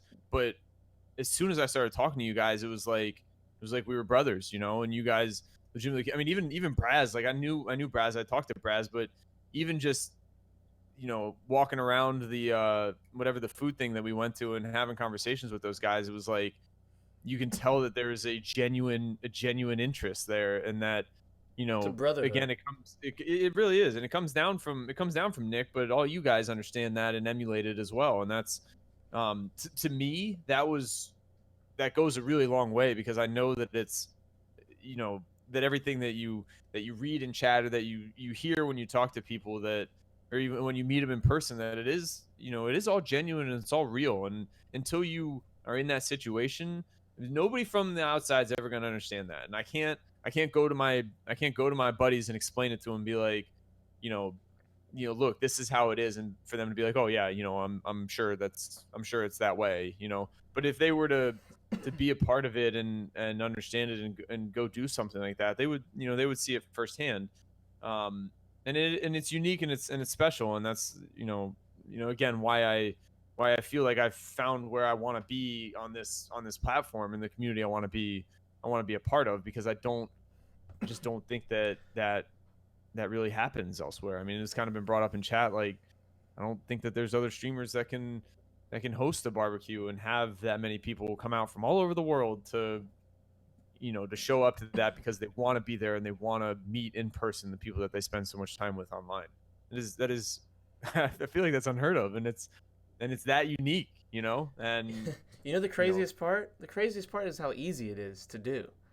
It's Yeah. crazy how easy it is to just be a nice person and talk to people on the internet, and then it become this crazy thing. Wild concept. It Wild really concept, is. Be nice. Be nice to wild. people. Have a sense of humor. Like, let something, like, be open to funny things, and Yep. you're gonna have this insanely good time. I mean, I thought when I graduated high school, like, I thought, okay, I'm gonna continue working at the TV studio. If I don't get promoted, I'll go to Walmart and I'll just work at Walmart and live the rest of my life, and I'll get a paycheck, and that'll be my life. I'll enjoy playing video games every night. That'll be fun. That'll be a cool way to do it, and like, I want to go back and punch that guy in the face and be like, dog, you don't understand how good it can all be. All you Right. have to do is start talking to people. And Yeah. when I did, dude, I mean, never have I had. There are people that I still haven't met that I'm like fucking killing myself over. Like, I haven't met Ilbo in person yet. I haven't met Gibson. I haven't met Jesse. Those are 3 people I've known for like 3 years that I haven't met yet. That, like, out of all my core friends, they're like the oldest ones that I haven't seen yet. And then there's like the people that I meet, new people all the time that I get so close with. Gibson, there's no even lurking. I love you. Like, fucking, I met Cheeks at the barbecue. This man is my, those memes of, like, on Twitter where it's like me and those 4 guys on Twitter that like all my tweets, and it's like a rave, but it's like 4 guys. Cheeks is my guy. That's my guy that likes every fucking tweet. I love Cheeks. I met him. I gave him a giant hug. And That's I was Richie like, for me. yeah, I was like, dude, I love Likes you. It's everyone so on my tweets. insane to meet him. And now there's like I mean, name any of them. There's the Fifis, the Exotics. Did I meet you, Fifi? I don't know. No. I met Weave a Basket. Meeting Weave a Basket's gonna be insane one day if I ever get to. Fucking Exotic. Who have I not met? Fucking most of these are fucking Anaheim people. Yeah. It's a bad example. Rach. Anaheim was incredible, bro. I It wouldn't was trade so- that weekend for anything in the world, exactly. man. That was it was just a phenomenal experience, and it was kind of bringing full circle everything that I thought it would be. Hanging out with these people all day online, and getting to hang out with them in person was the same. It was just in person, and It's literally blast, man. identical. It's like nothing. And And kinda as long getting as running they're back real. a little bit. As long as there's a great. couple that I've met in person, a couple people where I was like, oh, you're like that online. You're a lot weirder you know what I mean? But I'm not gonna name names, but those people definitely exist. And but it's like so few and far between in this community. I feel like the big problem people have with meeting people on the internet is that they're only gonna run into the weird people. We've got so lucky in that for whatever fucking reason, 99.99% of the people on here are awesome, and we all enjoy each other when we meet each other. Yep. Like, that's facts. It's so Because great. it's the same. It's the same. I mean, how many people do you talk to in chat or in the greater MFAM communities that you don't get along with? Oh, dude. It happens. Only, It doesn't happen that often, only if like at all. only like those guys from New Zealand, like that Mitch guy, he's garbage. Like that Gibson guy, that Super Soaker guy. Those are the only ones I can think of. They're the only ones that come to mind. I don't like any of them, but other than them, it's mostly positive. Yeah. Couldn't think of a single negative experience. It's crazy, man. I mean, it really is, genuinely. that Anaheim trip is something that I'll remember for the rest of my life. I mean, going to TwitchCon and getting to meet even more people and seeing some of the people that I met in Anaheim again was awesome, man. I mean, it's just it's become such a big part of my life. So getting to go and interact with these people in person and sharing that time together is something that is important to me and special to me and stuff that I genuinely care about, because these are people that I spend so much time with that getting to meet them in person and continue to share that time is a lot of fun. I mean, it's important. I mean, and I couldn't believe the amount of support that we had too when we went and played in Rivals. You know, all the people that were there, and that were there at TwitchCon. You know, being in the arena. And I mean, I don't know if you saw the clip, but when we were shown on the main screen, you know, I heard everybody yelling and screaming and, you know, cheering us on. I mean, it's really cool, and I'm happy I found it. I've said it a lot of times before. I said it in my partner speech that it's a community that I didn't know that I needed, but I'm happy that I found. I wouldn't trade it for anything in the world. I mean, when I think about the things in my, because there's been so many things that, you know, change your life in a big way, and like I like to think that dealing cards at a poker game taught me a lot about how to talk to people, and taught me a lot about how not to live in a bubble. How there's definitely these crazy ideas out there and all that. And then I also like to think that working in a TV studio has changed me in a lot of ways. I learned how to ask questions. I know how to properly, you know, format questions and scripts, and I know how to film. I mean, I know how to frame things properly when it comes to. That's why I'm like. The sneaky bro art guys thought I was Gary because I walked around with a camera the whole time, and I was just constantly photographing. Sneaky bros were there this weekend too. Yeah, they're the best. I did Dylan. He was on the podcast right before you. That was the one I did early. That's right. Earlier tonight, and both of them will be on YouTube hopefully tomorrow, but if not in the coming days. And but like if I really had to attribute it to one thing, it's by far this community. Nothing has impacted me in a more emotional, like, I haven't had more of an emotional or even physical. I never would have gotten in the gym if it wasn't for that Greek meathead. Like, that guy got me so pumped up and so, like, ashamed of myself for, like, being the way that I was and eating the way that I was. Like, from the time I got into the MFAM to now, I, in this order, stopped drinking soda, stopped eating sugar almost completely. I still have, you know, I still like treat myself to some like sweets every once in a while, but for the most part, I eat very healthy. I changed my diet drastically, then got in the gym, which is apparently the way you're supposed to do it, because you can go to the gym, but you can't exercise away a shitty diet. Mm-hmm. You know what I mean? You can still eat shitty and not really gain in the gym. So I changed so many things in a row, and I feel better than I've ever felt in my life. I don't deal with stress. I have stress in my life. This last year has been easily the most stressful for a lot of like IRL things that have been going on. But I'm kind of getting over them. They're going away, thank God. But through all of that, I never was the kind of guy that complained. I hate complaining because I see so much of it. And the MFAM and Nick preached that one night back in like Black Ops 3. I remember. He was on Infection. Dude, it's crazy how etched into your memory certain moments are, you know? On Infection, I was watching him. Gage had gone to bed. It was just Neo. Neo said something. Neo got mad or complained about some dumb shit. And Nick went fucking nuts. Nick went on this tirade about complaint and about how it drove him crazy to hear complaint because he'd been through so much shit in his life, like with Buds and the Navy. And I forget what he said, but I just remember that one conversation etching this crazy philosophy in my head of don't complain. If you're going to complain about anything, make it understood that you're like complaining and that you just need to get it over with, but don't just complain. Don't put that shit on other people. And cuz dude, it is so hard it's when people complain to you, it's the worst feeling. And I just think, am I doing that to people? So I try and cut it all the way out. I try not to complain. I still do. But, like, I try to not do it as much as I can, you know? I mean, you don't, like, very rarely will you see me, like, I mean, I don't ever, like, when I die, it's not like I'm going to sit there and rage about it. I mean, I played so much Call of Duty over the years that nobody wants to hear somebody complain about dying, especially as often as some people die in Call of Duty. But that you know, kind of, we talked about it a little bit before, but, like, people that leave an impression on you and kind of change how you act. My ending screen of every stream that I do is a picture of Lieutenant Navy SEAL Billy or Brendan Looney. Billy's his brother. Brendan Looney was he's a SEAL that went to my high school and was killed in action serving our country.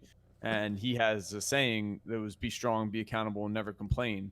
And those are words that I've lived by in anything that I do, and I preach it a lot when I end my stream, saying that if you and I are sitting here talking to each other, things aren't that bad. Things could always be a lot worse, and I've learned that through some of the, like I mentioned earlier, some of the work we did with the homeless in college and stuff like that. I mean, those are some of the realest people I've ever met in my life, and really kind of change how you look at things a little bit when you're talking to them. But the night that we celebrated my partnership, I planned out a whole stream. We had I think it was season 3 finals of the Gumbo League, all while doing a fundraiser the entire time for the Travis Manion Foundation. He was the SEAL next to Brendan Looney that was also killed in action. And when we did that whole entire stream, which was close to 24 hours, was a fundraiser for it. And I'd never done one before, but we did that one because that's, Brendan is somebody that left that much of an impression on me, that doing something with the platform that I have to be able to give back is important. And that's kind of how I've always been, is trying to give back and trying to help. And, that stream, we raised $3,712 and was able to donate that to the charity the next day, and have a conversation with the people at the foundation, and even hear from Brendan's wife or widow. Some powerful shit, man. Like to think that a bunch of people on the internet could pull that together and raise that much money and have that much of an impact. I mean, it was a strong impact to have on on a community outside of our own. And I think we were even rated by Aiden that night, 7,952 viewers. I mean, I had the most viewers on Twitch at that point in the night when he came through. And to think that from where we were to getting to that point, which again is a top 5 moment for me and always will be on this platform, is something that I'll forever be really proud of. Probably the thing I'm the most proud of more than anything that we've done so far on this platform, being able to raise that much money and donate it to charity for a cause that is near and dear to my heart, is something that I'll forever be grateful for, with the people that participated in that and the people in the community. I mean, it was incredible, the amount of people that came through and participated in that. And it's it was a truly beautiful thing, and a chance for everybody, especially everybody that came through from the M-Fam, to really flex what they what the M-Fam is really all about, and taking care of others and thinking of others. And that was I mean, even when Nick did it, what did Nick raise? $54,000, I think, when he did his first charity stream. I mean, it's a phenomenal display of what we practice. And I mean, that's the chance to display it, and people came through for sure. It's nuts. I mean, when you look at a future doing this, what are those moments you look at when you're like, that reassure you? Is it just those moments, or are there other small moments? Because for me, like, I guess, I mean, I'm pretty new. I'm pretty new at this, so I mean, I haven't had those giant moments, but I mean, it's the little tiny moments for me that I love this the most. Like, I love doing the podcast. I love talking to my guests, and it's amazing. But then there's like these little tiny moments into the streams whenever I talk to my chat, where they just say the funniest shit. You know what I mean? And like they'll touch on one little joke, and then there's moments where there's so many small ones. Like when every time I have a podcast, like someone says something where I'm like, this is the new best moment of this. You know what I mean? And like there's been like 5 of those already on this one where I was like, I'm so glad I got Gumby to do this. You know what I mean? Yeah. And I mean, that'll keep happening.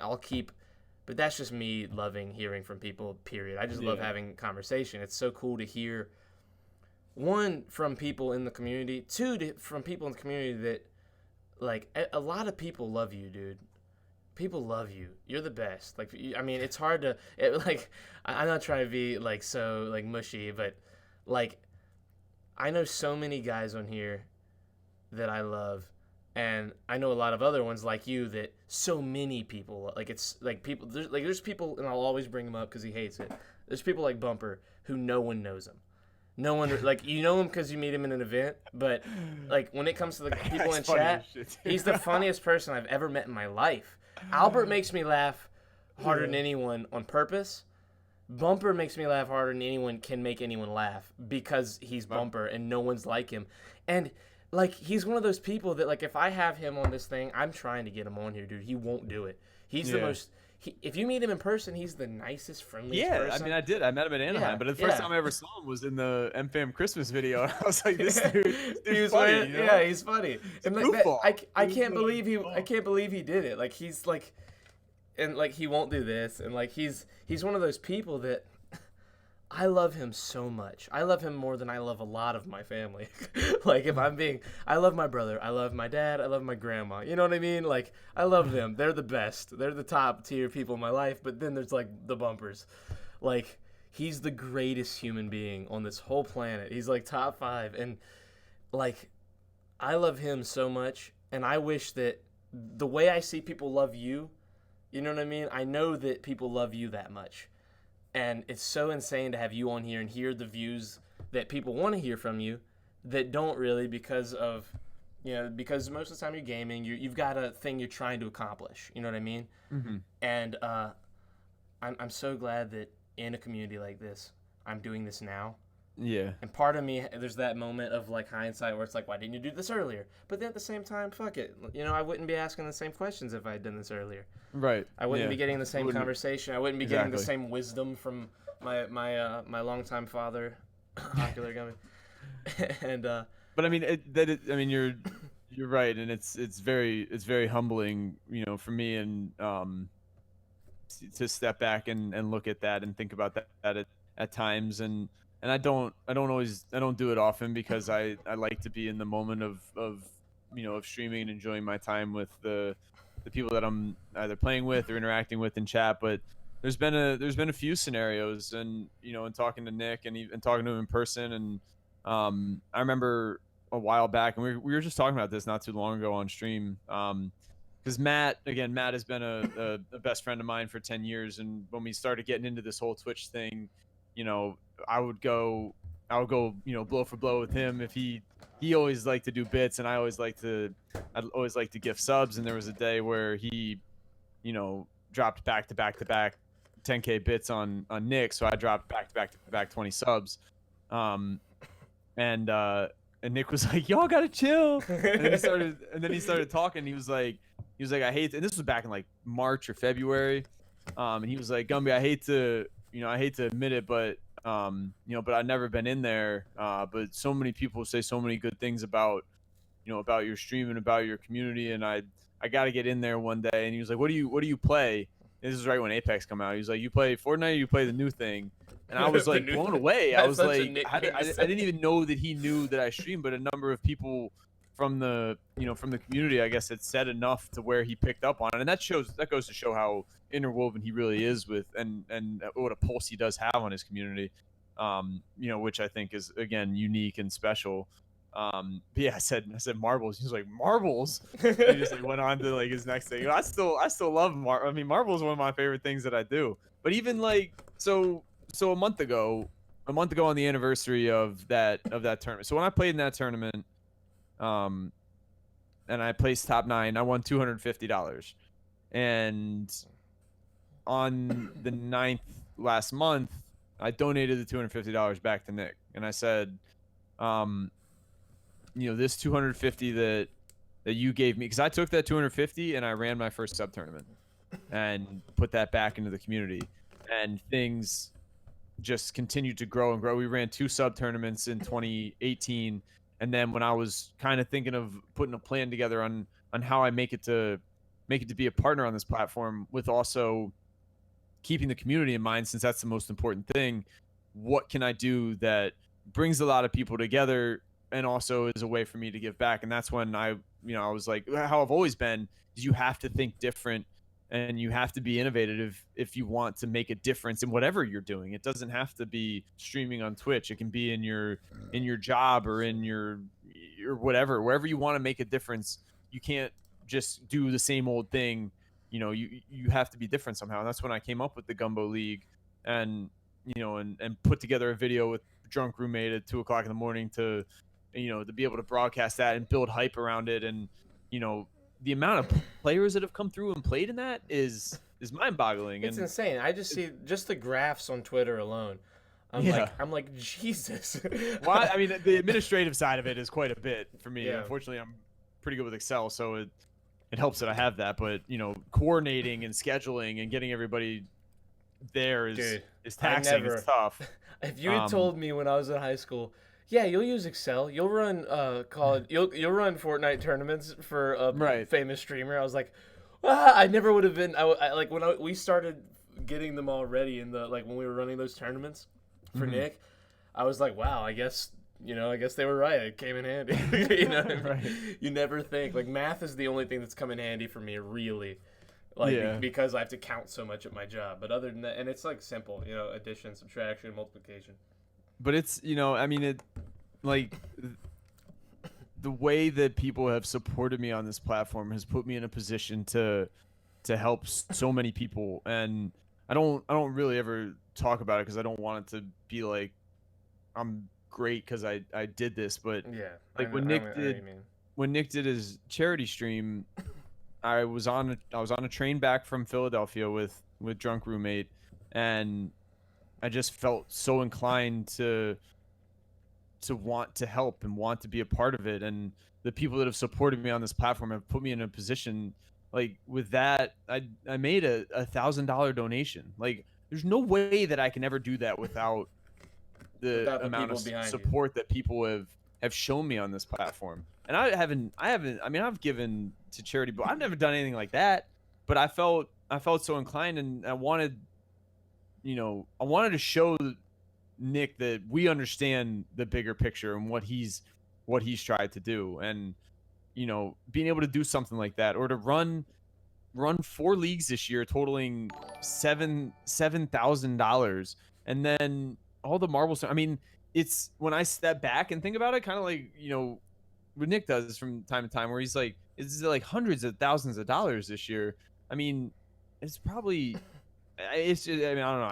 I don't really ever look at it, but it just being able to do that is extremely humbling. And being able to give that 250 back to Nick and say, you gave me an opportunity on this platform. You opened a door for me. I turned this 250 into my first sub tournament, which snowballed into the next thing and the next thing and the next thing.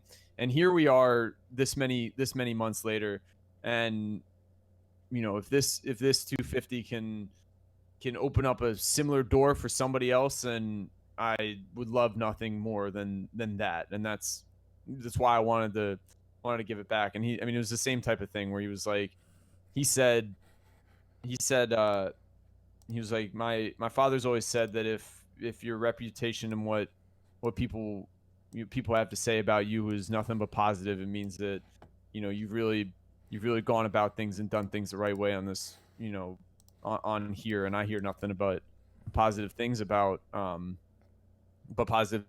you, so. And it's just it is really humbling to to hear you say that. And I don't really see those conversations that people are having with each other. But for that to be getting back to Nick and being spread across the community, I mean, it is truly humbling. And I do, it makes me happy. It makes me feel like I'm doing what I came here to do.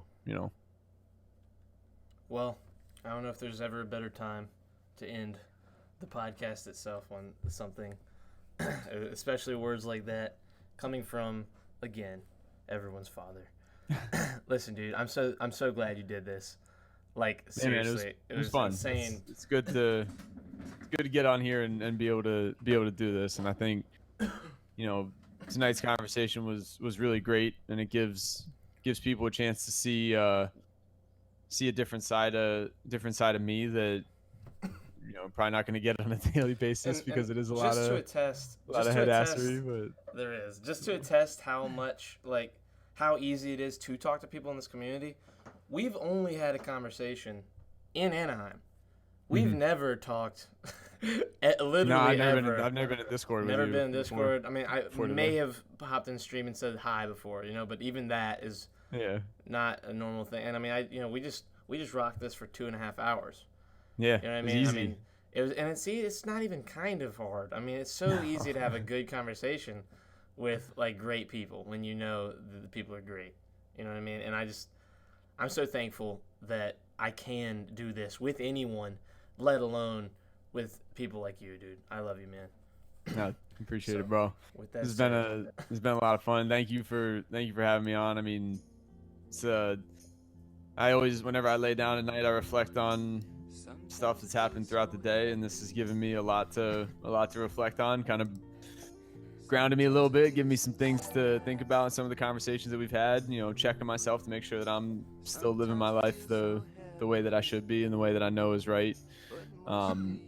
So it's I mean, it's been a phenomenal conversation. I really thank you for having me on and allowing us to have this conversation, because I don't get to have conversations like this all the time, because again, it's hard to find people that understand this side of me in this world, but it's tonight was good. It was a lot of fun, and this again, this community is one that I'll love, and that I love and that I'll always love, and I'm gonna be here till the end. It's I found home for me, so I'm gonna keep kicking it as long as I can, and keep wanting to be a part of this and see where this thing's gonna go, because I feel like it's just getting started. well, dude, until next time, I love you, man. All right, I love you too, bro. Thanks for having me on, man. Dude. Thanks everybody that watched. Love you guys.